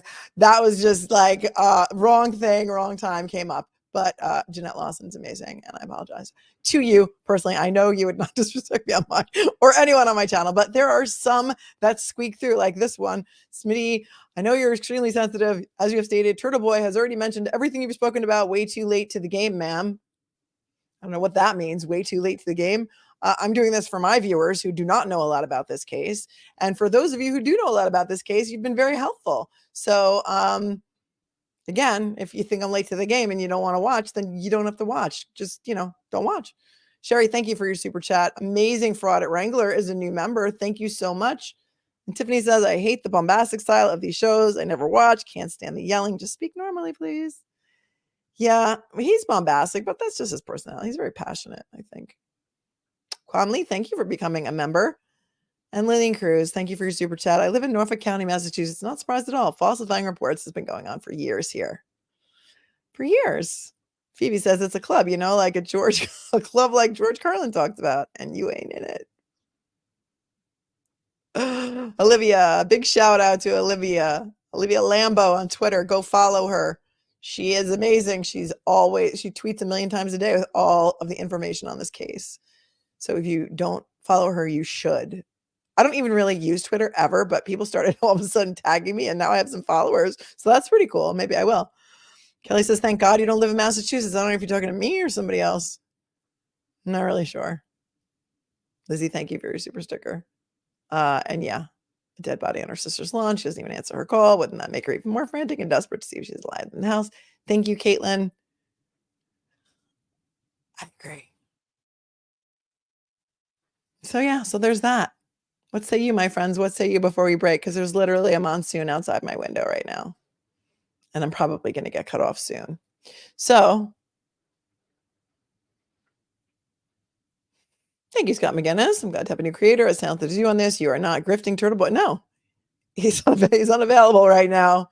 And I'm a lawyer and he's not a lawyer. He's a journalist. So there's room for everybody. That's not what this is about. People asked me to get involved and to talk about this case, and I found it fascinating, and I've been handling it and covering it behind the scenes for a while on my own, just doing a deep dive into it. I just really couldn't believe it. Yeah, we need the truth out in this case to help Karen Reed. I mean, listen, that's my feeling too. Innocent until proven guilty, but apparently everyone seems to have forgotten that. So I don't know. I don't have the recording on me, Patty, right now, but we'll do it on the next stream. Lisa says, I think they cut out the last part of the Court TV segment where I was shot about it. Is DNA being on the bumper? Maybe. Maybe. Olivia is here.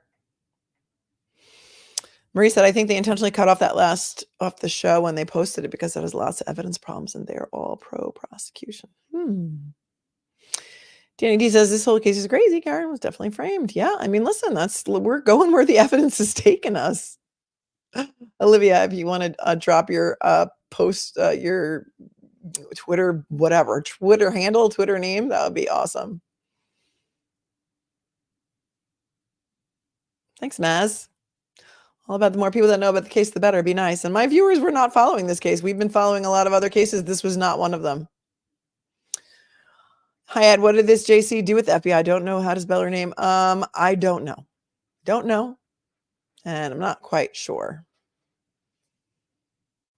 Right. Miss Scarlett. Miss Scarlett knew nothing about this case before I started covering it. So, yeah.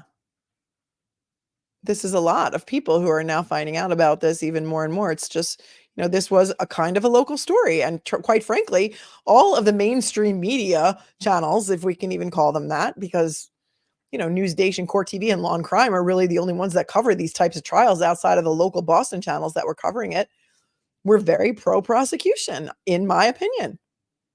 In my opinion. So thank you, Diane, for thanking me. Yep. Thank you, Mary. Huge difference seeing it from an attorney's point of view than regular John Doe citizen, I think. I mean, there's a difference. Everybody's got a different show. There's room for everybody. It's not, I'm not trying to steal anybody's thunder, and I'm not trying to steal anybody's case. And that's kind of not the way it works. The people that are handling, that are covering it, are happy that I'm covering it. You see who's in the chat. They're here. Melanie, where can you get the full clip of that interview with you on it? I don't know. They just emailed me a copy. I can't really distribute it. It's for my own personal use. So I'm allowed to show it on my channel, but I'm really not. But I don't know if they're going to post. It was closing arguments. It was the 8 o'clock hour of Vinny's show. If they're going to post the whole show on courttv.com or on the YouTube channel. I don't know.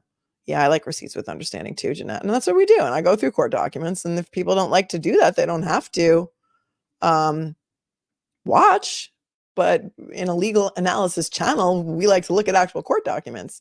And so many of you read them on your own, and then you have trouble understanding them. And I don't know, somebody earlier said I didn't do enough analysis, but I think that's exactly what I'm doing. So thanks, AmpPB2, for keeping us updated on this case and giving us the truth. Thank you. FBI is investigating the investigation, James Lynch. I knew another James Lynch. I don't think you're him, but Christy Kraut, we're glad you're covering it. Thank you. Yes, I think he does appreciate anyone who shares this story. I think. Georgina, that channel loves the fighting to be in the folks who also love that stuff. I hate it, so I never watch them. Yeah, a lot of people are feeling that way, and they don't.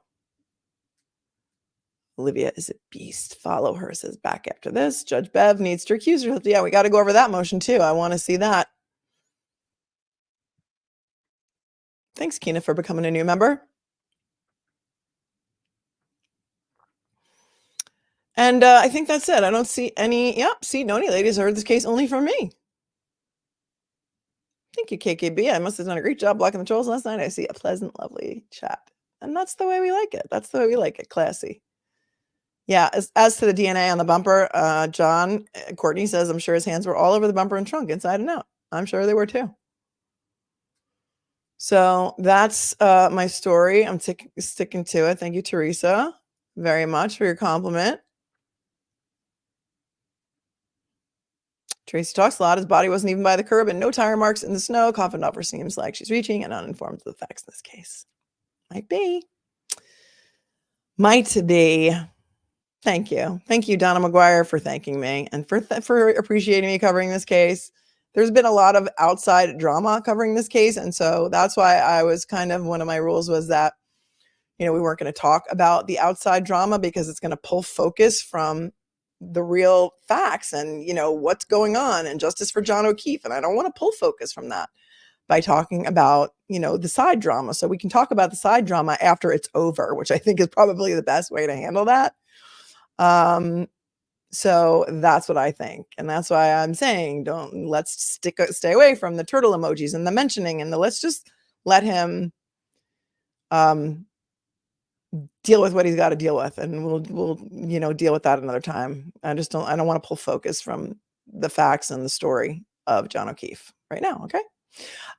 Julie Hampton, thank you for your super chat. You rock, Attorney Little. Thank you for taking an objective deep dive into this case. The more exposure, the better. We are all, Karen. Yes, we are. Oh, that reminds me. I just wanted to show you that one tweet that somebody posted, which was pretty cool. And it was my clip because otherwise I'm going to have to find the separate clip and play it for you. Or is it? Here it is. All right, hold on. So thank you to, I don't even know how to do it. Okay, Stephanie is the one who tweeted this. And I'm going to show it to you now.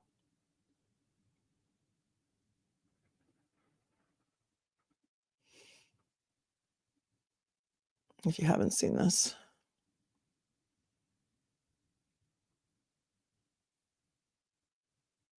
Karen Reed is my sister. Karen Reed, because here's the thing. When Jennifer Koffendorfer said on the show that I was on, and please do not bash her personally. Okay, if you disagree with what she said, that's fine. She said, in defense to what I said, but who is Karen Reed anyway? Who is Karen Reed? Why would they even frame her? Who is she? I submit to you, my friends, Karen Reed is you. Karen Reed is me. Karen Reed is my sister. Karen Reed is your sister, your mother, your daughter. That's who Karen Reed is. And if this can happen to someone like Karen Reed, assuming that she did not hit him with her car and that is what caused her death, then we should all be very, very afraid that this could happen to anyone. And because Karen Reed has the means, meaning the money, to defend herself against this, she's able to afford attorneys that are going to be able to fight for her. If she did not have the resources, she would be sitting in a jail cell right now, 2 years later. So think about that. So thank you, Stephanie, for tweeting that. It was getting some action. And I thought that was a great clip. So thank you for that. Yeah, we were talking about that. Well, what we would call a 5150 hold or a 72-hour hold here in New York. If she was allowed to check herself out, and she was already at her parents by 3 p.m., which is in Dighton, which is like, I hear 40 minutes away. So somebody said Section 12 in Massachusetts is a psych mental health 72-hour hold. And was that what she was on? And she was allowed to leave the same day because they towed her car from Dighton that same day, January 29th, at about between 3 and 4 p.m., right? So that's what confused me, was that hold that she was apparently on, but I guess they decide they discharged her. I have questions. What do I think will happen? I think the FBI is on this. I do. And if all those papers were filed under seal Friday, Monday, there's a lot that we don't know. There's a lot that we don't know. I mean, based on everything that I'm looking at here, seems like there may have been some egregious conduct during the investigation. And if the FBI is on it and they're investigating the investigation, let's wait and see what happens. Subscribe. It is fun here, says Jen in Georgia. And it's free. I know. I don't know. I do. I give him all the props. He's the one who brought so much attention to this case. Yeah. I don't know. Okay, great. Olivia. Thank you, Olivia. I knew you would have the answer. After they do the initial processing, they decide whether you need to stay or can be released, usually 5 hours. But them putting her on that hold was very sketchy and very deliberate, in my opinion. Yeah. It's interesting. I find it very interesting. Thanks for bringing that up. And thanks for telling me what's up. All right, you guys. I'm going to say goodnight because we've been here for 3 hours, although we've had a grand old time. I do need to go, be a mother at some point in the day, in addition to the rest of the day that I'm a mother. So I don't know if I'm going to be able to go live tomorrow because I have so many things going on, but make sure you subscribe and make sure you hit the bell, because sometimes I will put up a stream with 2 hours notice and you don't want to miss the thing. Hit the bell, subscribe. It's free. And thank you to my moderators, as always, for keeping the chat so classy. I see Black Rose is here. Cheryl is here. Scott was here. Retired Irish was here. If I missed anybody, I don't know if Miss Donna Marie is here tonight. But I love you so much for keeping everything so classy. To my members, to my viewers, to my replay viewers, thank you so much for liking me enough to want to spend this time with me, 3 hours of your evening. So everyone, just remember, be cool, be kind, be classy. It is not hard. It is so not hard. Let's get justice for John O'Keefe. Thanks. Peace, everyone.